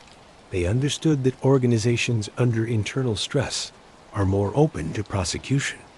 Stressed organizations produce unhappy members who might cooperate. They make mistakes. They are less able to respond effectively when law enforcement moves against them. Several violent incidents during 2004 and 2005 marked the beginning of the end for BMF. These incidents, some directly involving BMF members and some involving associates or competitors, brought intense law enforcement attention. One particularly important incident happened in Atlanta in 2004, when people connected to BMF were involved in a shooting at a nightclub. While the exact details are still disputed, the incident resulted in injuries and a significant police investigation. The shooting created many witnesses, club employees, customers, people who had seen BMF members at the scene. Many of these witnesses were not criminals and had no reason to protect BMF when questioned by police. Other violent incidents in Detroit and other cities similarly attracted attention. Each incident created police reports, witness statements, and sometimes forensic evidence. Each incident added to the growing file the federal investigators were building. Local law enforcement in Atlanta and other cities began coordinating more closely with federal investigators. What had begun as a drug investigation was expanding to include possible charges of violence, weapons violations, and other crimes. The net was getting wider. The violence also created fear within BMF and among associates. People who had been comfortable working with BMF when things were going well and they were making money became nervous when violence increased. Some distanced themselves. Others, when approached by law enforcement, turned out to be willing to provide information. As BMF's income stayed enormous, but the group faced increasing pressure. Arguments over money intensified. These arguments happened at many levels, between the Flenory brothers, between regional managers and leadership, between lower-level members and their supervisors. Part of the problem was the sheer amount of cash moving through the organization. Keeping accurate accounts was difficult, even under the best circumstances. When you're moving millions of dollars in physical cash, some of it will inevitably go missing. Stolen, lost, misplaced, or just counted wrong. These losses created suspicion and conflict. Demetrius's heavy spending on BMF entertainment and his expensive lifestyle created tension with Terry and others who thought the money should be put back into the drug business or saved. Some members believed they weren't getting their fair share, considering what they contributed and the risks they took. These arguments sometimes escalated into serious conflicts within the organization. The money arguments had deeper meaning, too. In criminal organizations, arguments about money often mean that trust is breaking down when trust is strong. Financial arrangements can be informal and flexible. When trust weakens, every financial transaction can become a conflict. By 2005, how often and how intensely money arguments happened within. BMF suggested that the group's internal unity was seriously damaged. By early 2005, many different forces were coming together to threaten BMF's existence. Federal investigators had been building their case for months, gathering massive amounts of evidence. Internal tensions were weakening the group from within. Violence was attracting attention and creating witnesses. The flashy public lifestyle, that had once seemed like unbeatable confidence now looked like arrogant overconfidence. The Flenory brothers, caught up in their conflicts with each other and confident from years of success, may not have fully understood how dangerous their situation had become. They had avoided law enforcement for almost 20 years. They had built an empire worth hundreds of millions of dollars. They lived like kings. Success had made them feel like nothing could hurt them. But federal investigators, working patiently and methodically, had put together a case that would be nearly impossible to beat. They had wiretaps documenting thousands of criminal conversations. They had financial evidence showing unexplained wealth and money laundering. They had informants ready to testify. They had figured out the group's structure and could prove that the Flenory brothers were at the top, directing everything below them. The only question was when federal agents would move in to make arrests. The answer to that question would come in October 2005. In the early morning hours of October 26, 2005, federal agents carried out coordinated raids across many states. It was a massive operation involving hundreds of agents from the D, FBI, and local law enforcement agencies. Agents had arrest warrants for dozens of BMF members and search warrants for many properties. The timing and coordination of the raids showed how sophisticated the federal investigation was. Agents moved at the same time in Detroit, Atlanta, Los Angeles, Miami, and other cities. The coordination was essential. If BMF leadership learned that arrests were happening in one city, they might run before agents in other cities could execute their warrants. In Atlanta, agents raided several properties connected to BMF, including expensive homes where key members lived. They seized drugs, cash, weapons, vehicles, jewelry, and many financial records. They arrested many BMF members and associates who were at those properties. In Detroit, similar raids happened, targeting both current operations and people connected to BMF's origins. The Detroit part was especially important because this was where the organization was born, and federal prosecutors in Detroit's Eastern District were leading the prosecution. In Los Angeles and other cities, agents focused on transportation and supply chain elements, the people who moved drugs from suppliers to distribution points, the members who kept up relationships with cartel sources, the associates who handled logistics. The scale of law enforcement's operation was unprecedented. This wasn't just arresting a few dealers. This was taking apart an entire organization across many states all at the same time. Demetrius Big Meech Flenory wasn't in Atlanta when the raids happened. He was in Texas, and federal agents tracked him to a home there. On October 27, 2005, one day after the first raids, agents arrested Big Meech. The arrest marked the end of his almost 20-year run as one of America's most successful drug traffickers.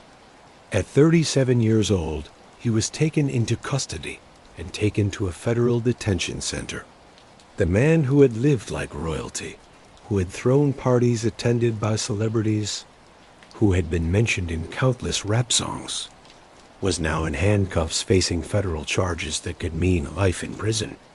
Reports of his arrest vary, but most accounts suggest he was arrested without violence.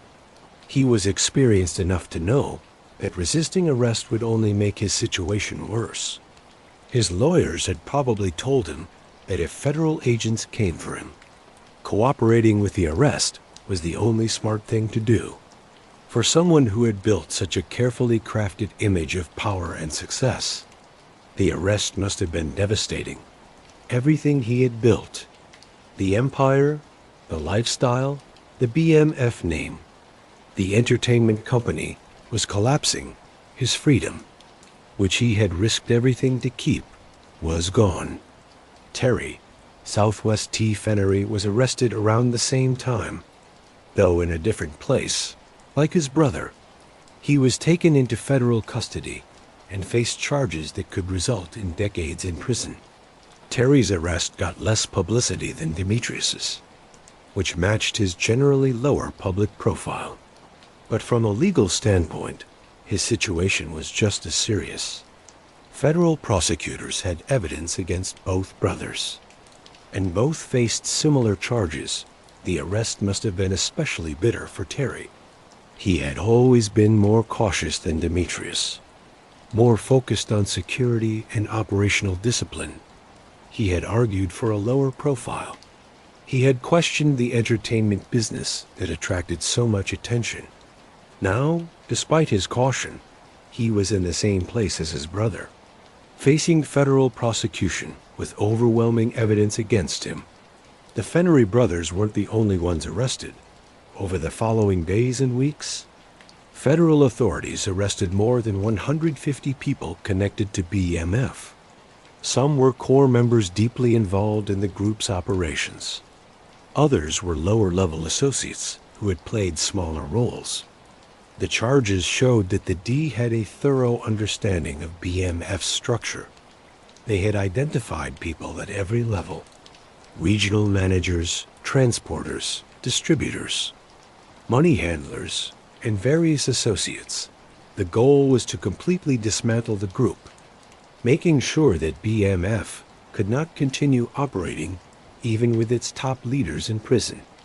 Some of those charged were arrested immediately. Others, realizing that arrests were happening, turned themselves in with their lawyers. A few tried to run, but were eventually caught. The federal government put a lot of resources into making sure that everyone named in the charges was brought into custody. The mass arrests sent shockwaves through hip-hop culture in the communities where BMF operated. People who had known BMF members, who had attended their parties, who had done business with them, suddenly found themselves possible witnesses in a major federal case. Many distanced themselves quickly, understanding that being associated with BMF was now dangerous and legally risky. During the raids, federal agents seized enormous amounts of evidence. How much they seized showed both the size of BMF's operations and how thoroughly investigators had found the group's assets and locations. The drugs seized included cocaine in various forms. Powder cocaine and crack cocaine were found at various properties and stash houses. The amounts found at each place varied, but the total drugs seized were dozens of kilograms. The street value was in the millions of dollars. The cash seized was substantial. Federal agents found money hidden in homes, vehicles, and storage places. Some of it was in relatively small amounts, thousands of dollars in money for everyday operations. But some seizures involved hundreds of thousands of dollars, cash profits that hadn't yet been cleaned or moved. The total cash seized was likely more than $10 million from all the raids.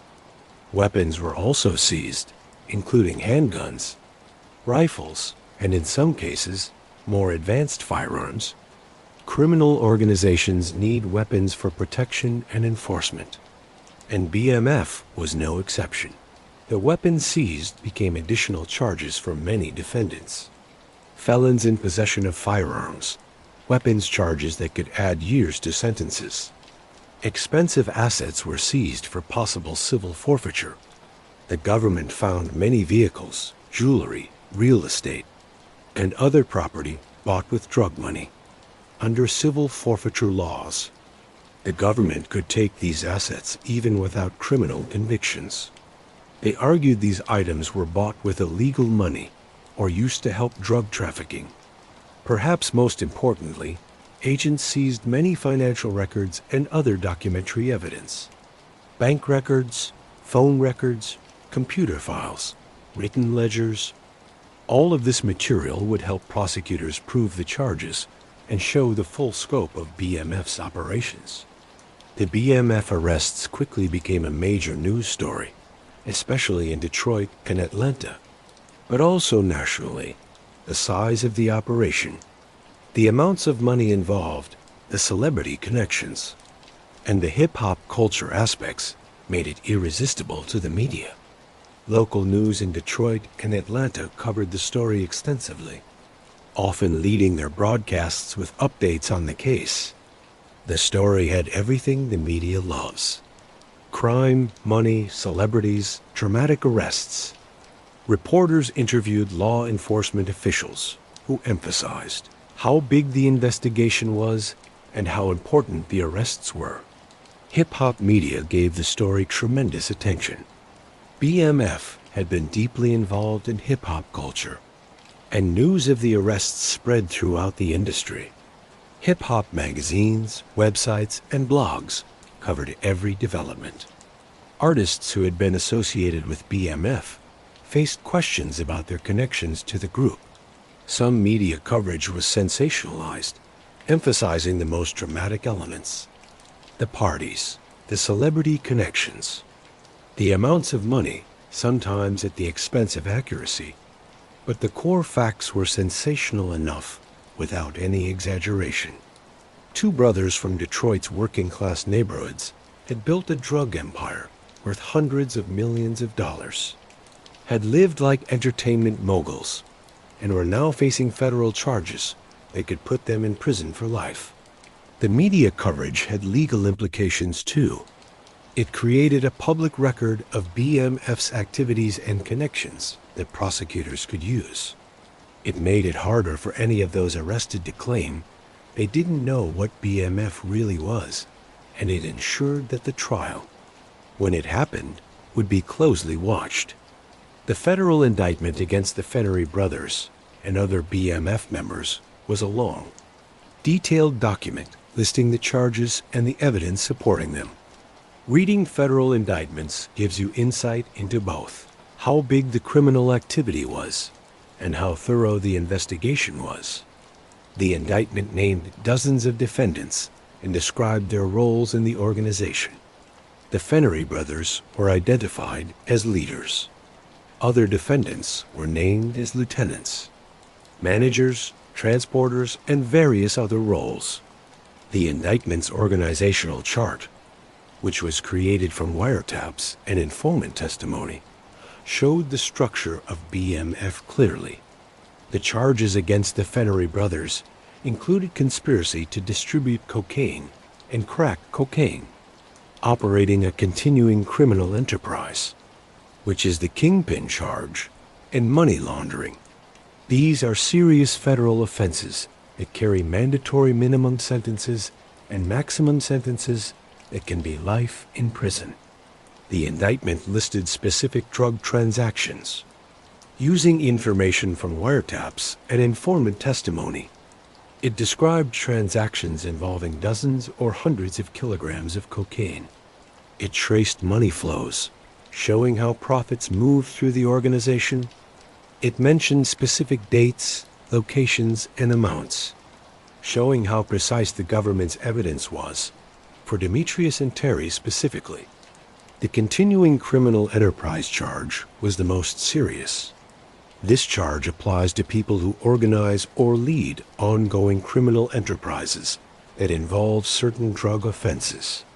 It requires proof that the defendant was an organizer or leader, that the enterprise involved 5 or more people, and that the defendant got a lot of money or resources from the enterprise. The penalties include mandatory minimum sentences of 20 years and the possibility of life in prison. Money laundering charges addressed BMF entertainment and other efforts to make drug money look legal. The indictment showed that money from drug sales was put into the record label used to buy assets, and otherwise moved through financial systems in ways meant to hide where it really came from. Let's look at the specific charges more closely, because understanding what the Flenory brothers were actually charged with helps explain both their criminal activity and how the federal government approaches prosecution. Drug trafficking charges are straightforward. They were distributing cocaine and crack cocaine in amounts large enough to trigger federal mandatory minimum sentences under federal sentencing guidelines. Trafficking in 5 kilograms of cocaine triggers a 10-year mandatory minimum sentence. Trafficking in 500 grams of cocaine base, which is crack, triggers a 5-year mandatory minimum. The amounts BMF was dealing with, hundreds or thousands of kilograms, meant that even the lowest level mandatory minimums were far exceeded. The conspiracy charge is especially powerful in federal prosecutions. Conspiracy means an agreement between 2 or more people to commit a crime, plus some action taken to further that conspiracy. The beauty of conspiracy charges, from a prosecutor's perspective, is that each member of the conspiracy can be held responsible for actions taken by other members to further the conspiracy. This means that even if Demetrius Flenory never personally touched drugs, he could be held responsible for the cocaine distributed by BMF members because he led the organization that distributed the drugs. The continuing criminal enterprise charge is the federal kingpin law. It was designed specifically to target leaders of major drug organizations. To prove this charge, prosecutors must show the defendant committed a continuing series of drug felonies. Those violations were part of a continuing criminal enterprise. The defendant was an organizer, manager, or supervisor of the enterprise. The enterprise involved at least 5 people. The defendant got a lot of money or resources from the enterprise. This charge is reserved for major figures, the leadership of large organizations. Conviction carries severe penalties precisely because it's aimed at people who have caused the most harm through their organizational role, rather than through individual drug sales. Money laundering charges address the use of BMF entertainment and other methods to hide drug money. Money laundering is basically taking illegal money and moving it through financial systems in ways meant to make it look legal. Every time BMF put drug money into the record label, bought real estate with cash, or made smaller bank deposits to avoid reporting requirements, they were potentially committing money laundering. The combined effect of these charges meant that the Flenory brothers faced possible sentences of life in prison. Even if prosecutors offered plea deals, the sentences would be measured in decades, not years. After the arrests in October 2005, the legal process began. Federal criminal cases, especially complex ones involving many defendants and lots of evidence, move slowly. There were arraignments where defendants were formally charged and gave their first plea. There were detention hearings to decide whether defendants would be held in jail while waiting for trial or released on bond. There were preliminary hearings and status conferences. And there were many months of pre-trial motions, sharing evidence, and legal maneuvering. The Flenory brothers hired experienced criminal defense attorneys. They had money for good legal representation, and they needed it given the charges they faced.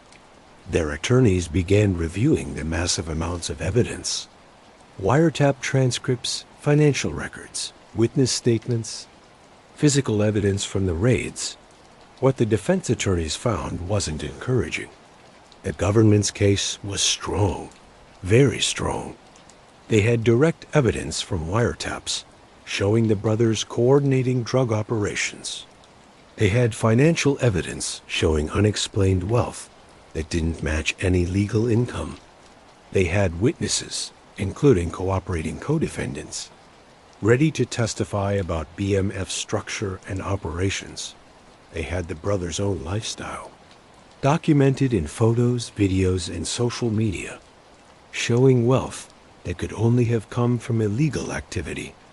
Given the strength of the government's case, defense attorneys had limited options. They could challenge whether the wiretaps or other evidence collection was legal, though these challenges rarely succeed when investigators have followed proper procedures. They could try to get certain evidence or witnesses excluded. They could negotiate for the best possible plea agreement. Going to trial was possible, but risky. Federal prosecutors win the vast majority of cases that go to trial. Conviction rates are over 90%, With the evidence the government had, the Flenory brothers would almost certainly be convicted if they went to trial. And defendants who go to trial and are convicted usually get harsher sentences than defendants who plead guilty, because they haven't accepted responsibility and have forced the government to spend resources on a trial. After months of legal proceedings and negotiations in 2007, the Flenory brothers decided to plead guilty rather than go to trial. This was a practical decision based on the overwhelming evidence against them. In the federal criminal system, plea agreements typically involve the defendant pleading guilty to certain charges in exchange for the government agreeing to drop other charges or recommend a specific sentence. The judge isn't required to follow the agreement. They can reject it if they think it's not enough. But judges usually accept plea agreements unless there's a strong reason not to. The specifics of the Flenory brothers' plea agreements involved them pleading guilty to running a continuing criminal enterprise. In exchange, the government agreed to recommend a 30-year sentence rather than seeking life in prison. 30 years is still an enormous sentence. It would take most of their remaining lives. But it was less than the maximum they could have received. The plea hearings, where the brothers formally pleaded guilty before a federal judge, were important legal moments. At a plea hearing, the judge makes sure the defendant understands the charges, understands the possible sentences, is pleading guilty voluntarily, and has a factual basis for the guilty plea the defendant must allocate, which means formally admit to facts that prove they are guilty.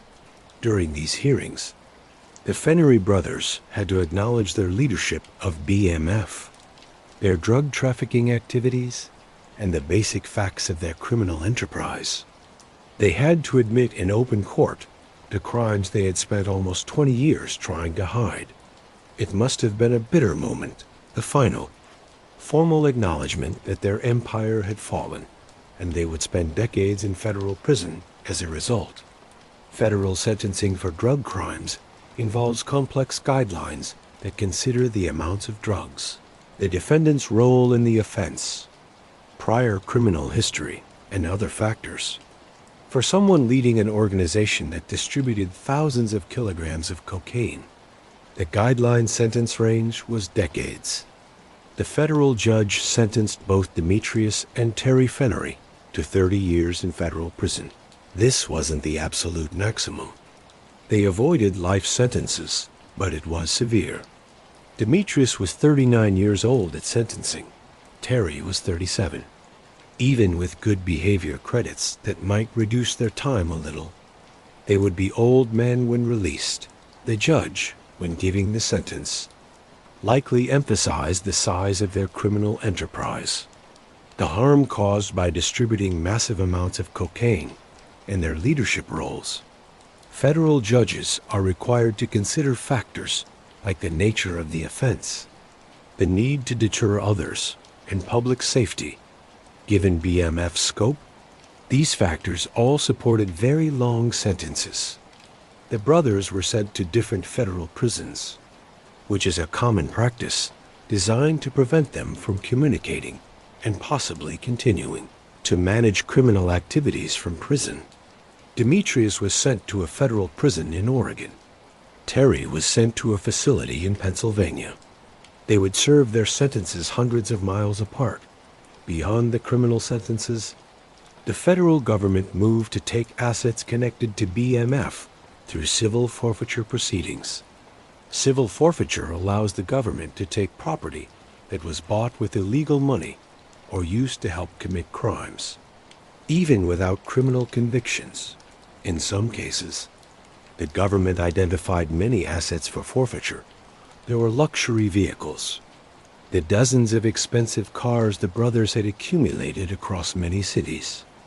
These vehicles, collectively worth millions of dollars, were seized and eventually sold at auction. With the money going to the government, there was real estate. Various properties bought with drug money were subject to forfeiture.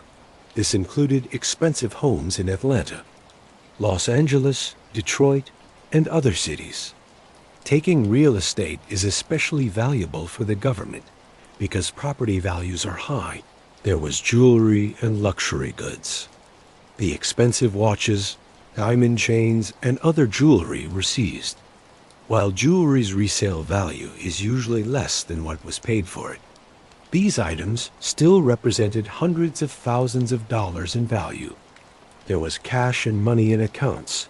Money found during raids and money found in bank accounts was seized. The government traced bank accounts and investment accounts connected to the Flenory brothers and other BMF members. The total value of assets taken was likely more than $20 million, possibly much more, for the Flenory brothers. This meant that even if they were eventually released from prison, they would be starting over with nothing. The wealth they had accumulated was gone, taken by the government as profits from their criminal enterprise.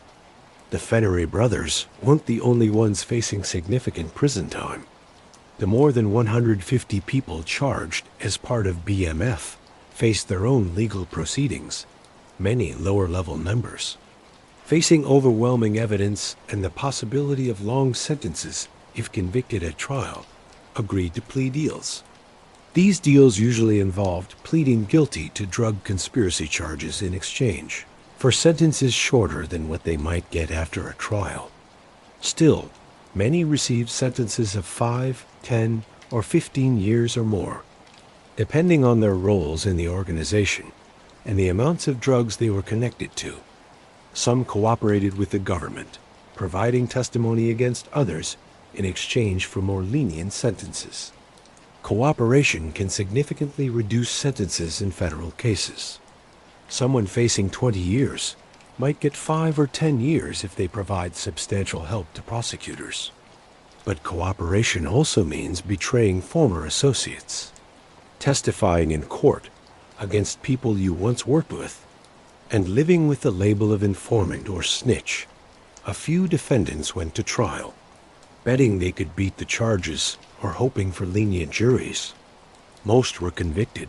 Federal trial conviction rates are very high, and they received sentences at the higher end of guideline ranges because they hadn't accepted responsibility by pleading guilty. The total sentences for BMF members added up to hundreds of years of imprisonment. The organization that had employed so many people, providing income and opportunity, however illegally, was completely dismantled. People who had lived well through BMF connections now faced prison time, criminal records that would affect their entire future, and the loss of assets bought with illegal money. Demetrius Flenory was sent to USP Coleman in Florida, a high-security federal penitentiary. Federal prisons are classified by security level, from minimum security camps to high-security penitentiaries, given the nature of their crimes and their leadership of a large organization. The Flenory brothers were sent to higher security facilities. Federal prison is difficult. The conditions are generally better than state prisons. There's less violence, better medical care, more programs, but it's still prison. Days are structured around counts, meals, work assignments, and limited recreation. Contact with family is limited to brief phone calls and occasional visits. Freedom is completely gone for someone like Demetrius, who had lived extravagantly, who had been at the center of social scenes, who had enjoyed unlimited freedom and wealth. Prison must have been devastatingly difficult. No more parties, no celebrity friends, no luxury vehicles or homes. Just years stretching ahead in confinement. Terry was sent to a different facility to prevent the brothers from communicating. This was standard practice for co-defendants in large cases, based on the idea that separating them makes it harder to continue criminal activity from prison. Both brothers had to adapt to prison life, following rules, dealing with other inmates, managing the mental challenges of being locked up for a long time. Many people who enter federal prison for decades struggle with depression, anxiety, and the simple mental difficulty of keeping hope when release seems impossibly far away. The arrest and imprisonment of the Flenory brothers devastated their families. Their parents, Charles and Lucille, who had tried to raise them right, and had watched helplessly as their sons chose criminal paths, now faced the reality that both would spend decades in prison. Both brothers had children. These children lost their fathers to being in prison. They grew up with parents in federal prison rather than at home. No matter how much money BMF had made, no amount of wealth makes up for a parent's absence during childhood. Extended family members, cousins, siblings beyond Demetrius and Terry. Other relatives were affected too. Some family members had been involved in BMF and faced their own legal consequences. Others had benefited financially from the brothers. Succession now faced questions from law enforcement about their own possible knowledge or involvement. The social shame affected families as well. Being related to convicted major drug traffickers brings shame in many communities. Children of incarcerated parents often face bullying or being left out by others. Families struggle with shame, anger at their incarcerated relatives for the choices that led to prison, and the practical challenges of keeping in touch with someone in prison. Financially, the families lost the support the brothers had provided. Whatever wealth remained after federal seizure had to be carefully managed. Families faced the reality of loved ones in prison for decades without the financial resources to make that burden easier. By the end of the prosecutions, the Black Mafia Family as an organization had been completely destroyed. Every significant member was either in prison, cooperating with authorities, or had cut all ties to avoid prosecution. The distribution networks were broken. The money was gone. The name was now a bad thing to be associated with. Some former BMF associates tried to continue in the drug trade on their own, but they no longer had the size, organization, or resources that had made BMF so successful. Most of those who avoided prosecution left the drug trade entirely. They understood that law enforcement's attention would stay focused on anyone connected to BMF. The communities where BMF had operated were affected in complex ways. The group's collapse removed a major source of drugs from neighborhoods, though other traffickers inevitably filled the empty space.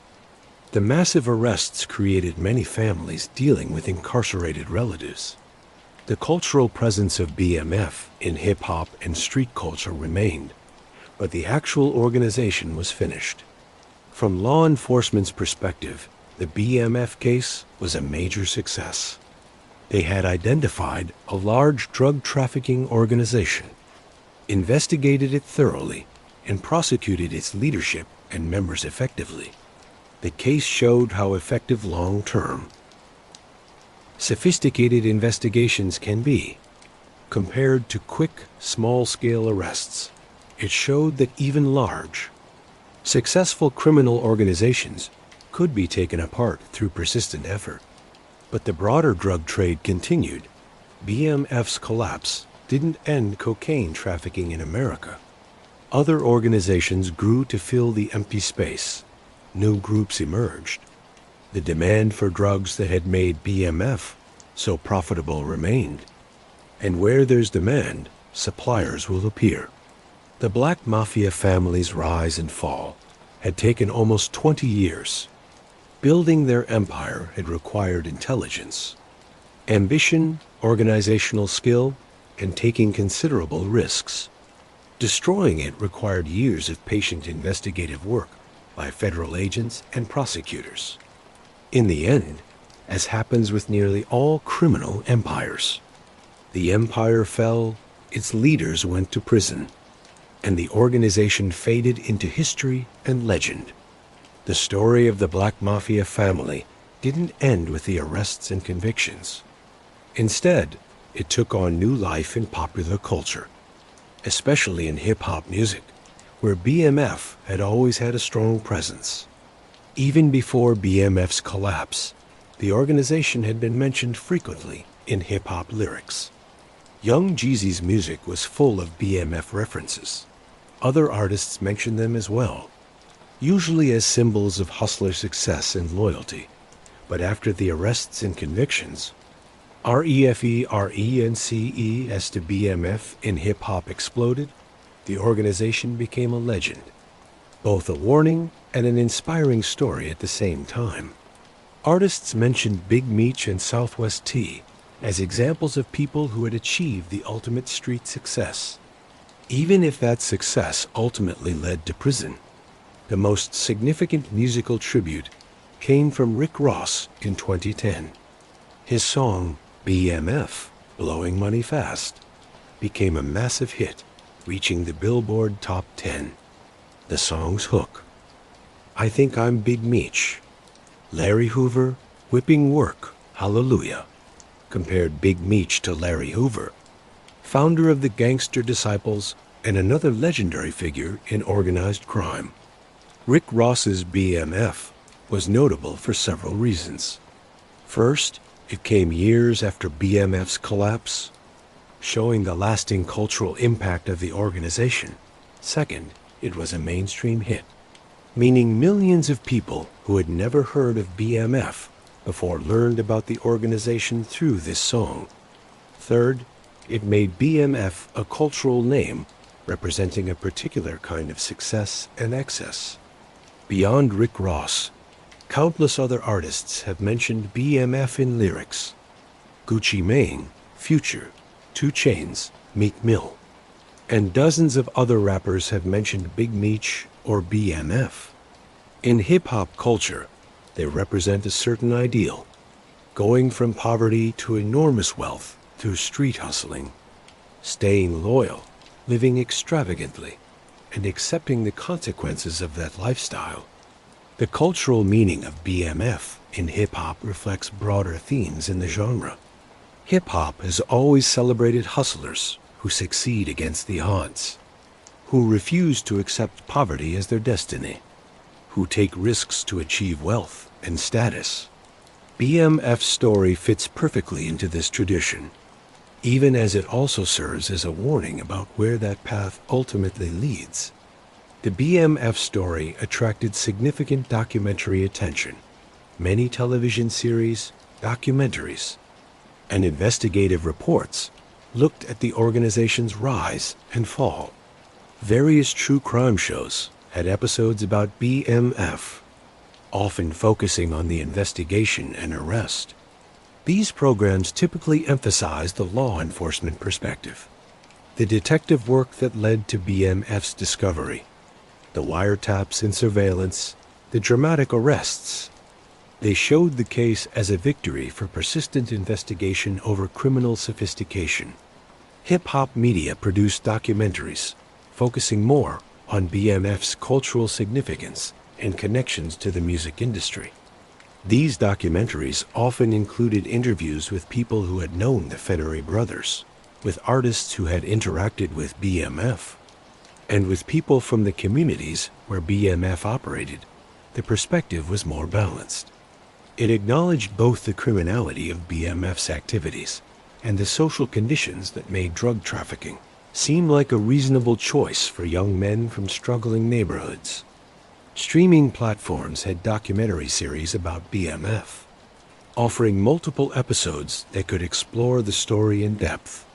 These series looked at the Flenory brothers' origins, their business methods, their lifestyle, their eventual arrest, and their continuing cultural impact. The media coverage of BMF has been extensive enough that people who aren't familiar with hip-hop culture or drug trafficking history still recognize the name. BMF has moved beyond its origins to become a well-known story in American crime history. The most significant cultural product related to BMF came in 2021 when the Starz Network premiered BMF, a dramatic series about the organization's rise. The series was produced by Curtis 50 Cent Jackson, a hugely successful rapper turned producer, and created by Randy Huggins. The series dramatized the Flenory brothers' story, beginning with their Detroit origins and following their rise through the drug trade and into the hip-hop industry. It took creative liberties, as television dramas do, but it was based on the actual history of BMF. It tried to capture the essence of their story. 50 Cent's involvement was significant. As someone who had lived through hip-hop's golden age in the 2000s, who had known people connected to BMF, and who had successfully moved from music to television production, his series Power had been a major hit. He brought both credibility and production skill to the project. The series had strong production values, music and fashion from the right time period, and performances that captured the charisma of the Flenory brothers and the culture they were part of. It dramatized key events: their early drug dealing, expansion to Atlanta, creation of BMF Entertainment, internal conflicts, and eventual arrest. BMF, the television series, became a hit and was renewed for multiple seasons. It introduced the story to new audiences who hadn't been familiar with the real BMF organization. It sparked renewed interest in the real history, leading many viewers to research the actual events. Demetrius Flenory cooperated with the series to some extent, apparently seeing it as a way to tell his story from his perspective, from prison. He reportedly provided information and perspective to the producers. Though he couldn't directly participate in production, the series raised interesting questions about glorification versus documentation. Critics argued that dramatizing drug dealers' lives makes criminality look exciting, making drug trafficking seem exciting and rewarding while downplaying the consequences. Supporters argued that the series honestly showed both the appeal of the lifestyle and its terrible costs, serving as a warning rather than glorification. The ongoing fascination with BMF shows several things about American culture. First, the size BMF operated at a level few criminal organizations achieve.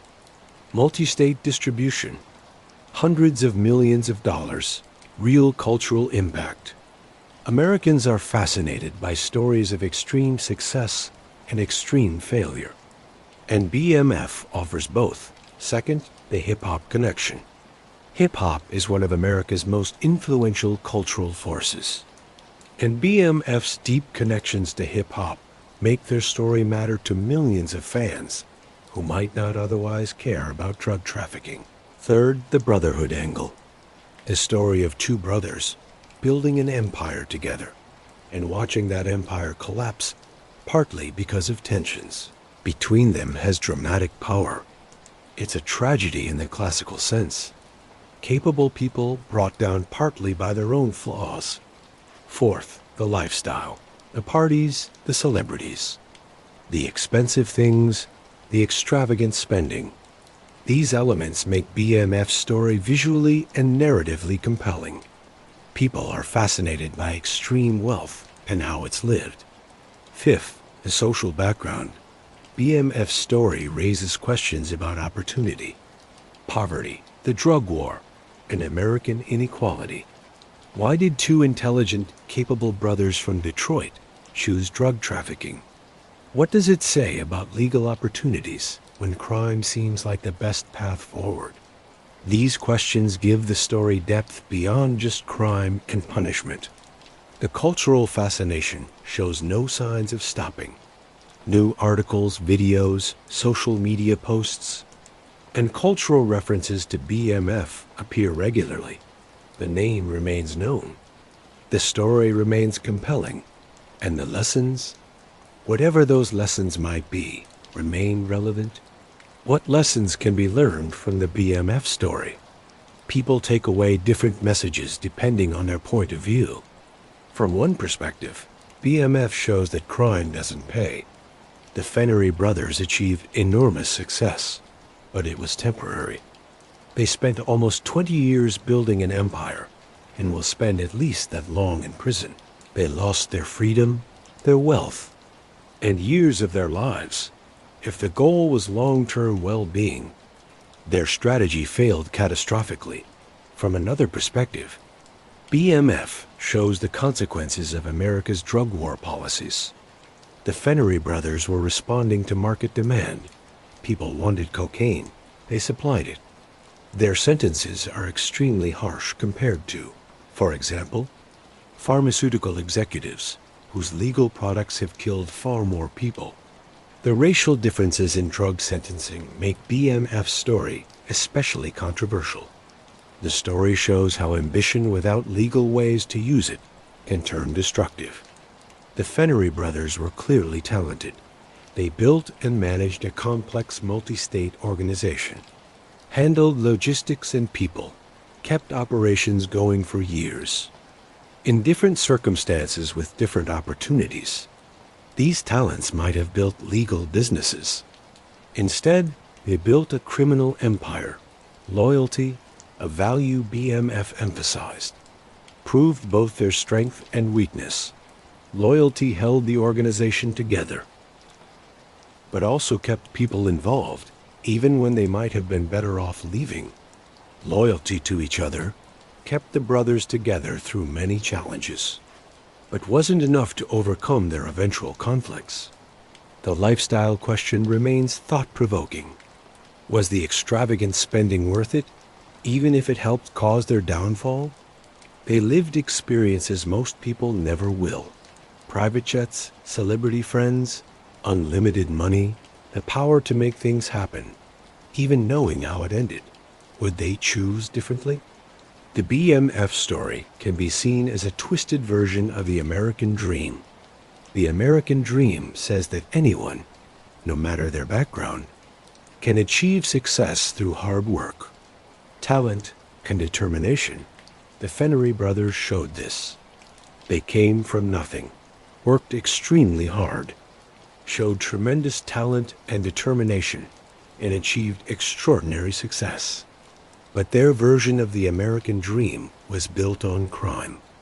They achieved wealth and status through activities that harmed their communities, destroyed lives through addiction, and ultimately broke the social agreement that makes the American dream possible in the first place. This contradiction makes their story fascinating and disturbing. They achieved a version of success while breaking the rules that make success legal and lasting. They prove both that the American dream is possible. Two brothers from Detroit's poorest neighborhoods became multi-millionaires, and that achieving it through crime leads to destruction. Terry, Southwest T. Flenory, received a significant break in May 2020 when he was released from prison early and placed on house arrest. This release came after he had served approximately 15 years of his 30-year sentence. The early release was granted because of health concerns during the COVID-19 pandemic. Terry had health conditions that put him at higher risk if he caught the virus, and federal authorities were releasing some inmates early to reduce prison populations during the pandemic. He was transferred to house arrest under strict conditions. Electronic monitoring, limits on where he could go, regular check-ins with probation officers. The release was controversial. Some felt that 15 years for leading a major drug trafficking organization was not enough punishment. Others saw it as appropriate given his health situation and the time already served. The debate showed broader disagreements about criminal justice. Should sentences focus on punishment and stopping others, or on helping people change and being fair? Terry's release meant he could be with his family again after 15 years in prison. He was in his 50s, much older than when he entered prison. He faced the challenge of rebuilding his life under strict supervision with a felony record that would limit his opportunities. But at least he had his freedom. Demetrius Big Meech Flenory remained in prison as of 2024, though he also received a sentence reduction that moved his release date earlier. His sentence was reduced from 30 years to approximately 28 years, moving his expected release date to 2028 or 2029. He would then be in his early 60s. The sentence reduction came through various ways: good conduct credits, changes to federal sentencing guidelines that were applied to past cases, and advocacy by his lawyers, while still facing more than a decade in prison from 2024. The reduction represented hope for eventual freedom. From prison, Big Meech kept some connection to the outside world. He reportedly stayed in contact with family, followed coverage of the BMF television series, and stayed aware of how his story continued to matter in culture. His prison experience had been difficult. He had faced disciplinary issues at times, dealt with the exhausting reality of being locked up for a long time, and managed the mental challenges of keeping hope over decades. His legacy in hip-hop culture remained strong. New artists continued to mention him. The television series kept his story relevant to new generations. The BMF name, despite being connected to a criminal organization, kept its cultural appeal. When Big Meech is eventually released, he will face the challenge of rebuilding his life after decades in prison. He will be an old man with limited legal opportunities because of his felony record. But he will also be a cultural figure with name recognition and a story that continues to fascinate people. How he handles this post-prison life will be the final chapter of his remarkable story. And that's the complete story of the Black Mafia family. From their origins in Detroit's struggling southwest side to the highest point of their power in Atlanta's entertainment scene, and finally to their dramatic fall and federal imprisonment. Think about the size of what they achieved. From selling $50 bags of cocaine on Detroit streets, Demetrius and Terry Flenory built an organization that distributed $270 million worth of drugs, operated in 11 states, employed hundreds of people, and achieved real cultural significance.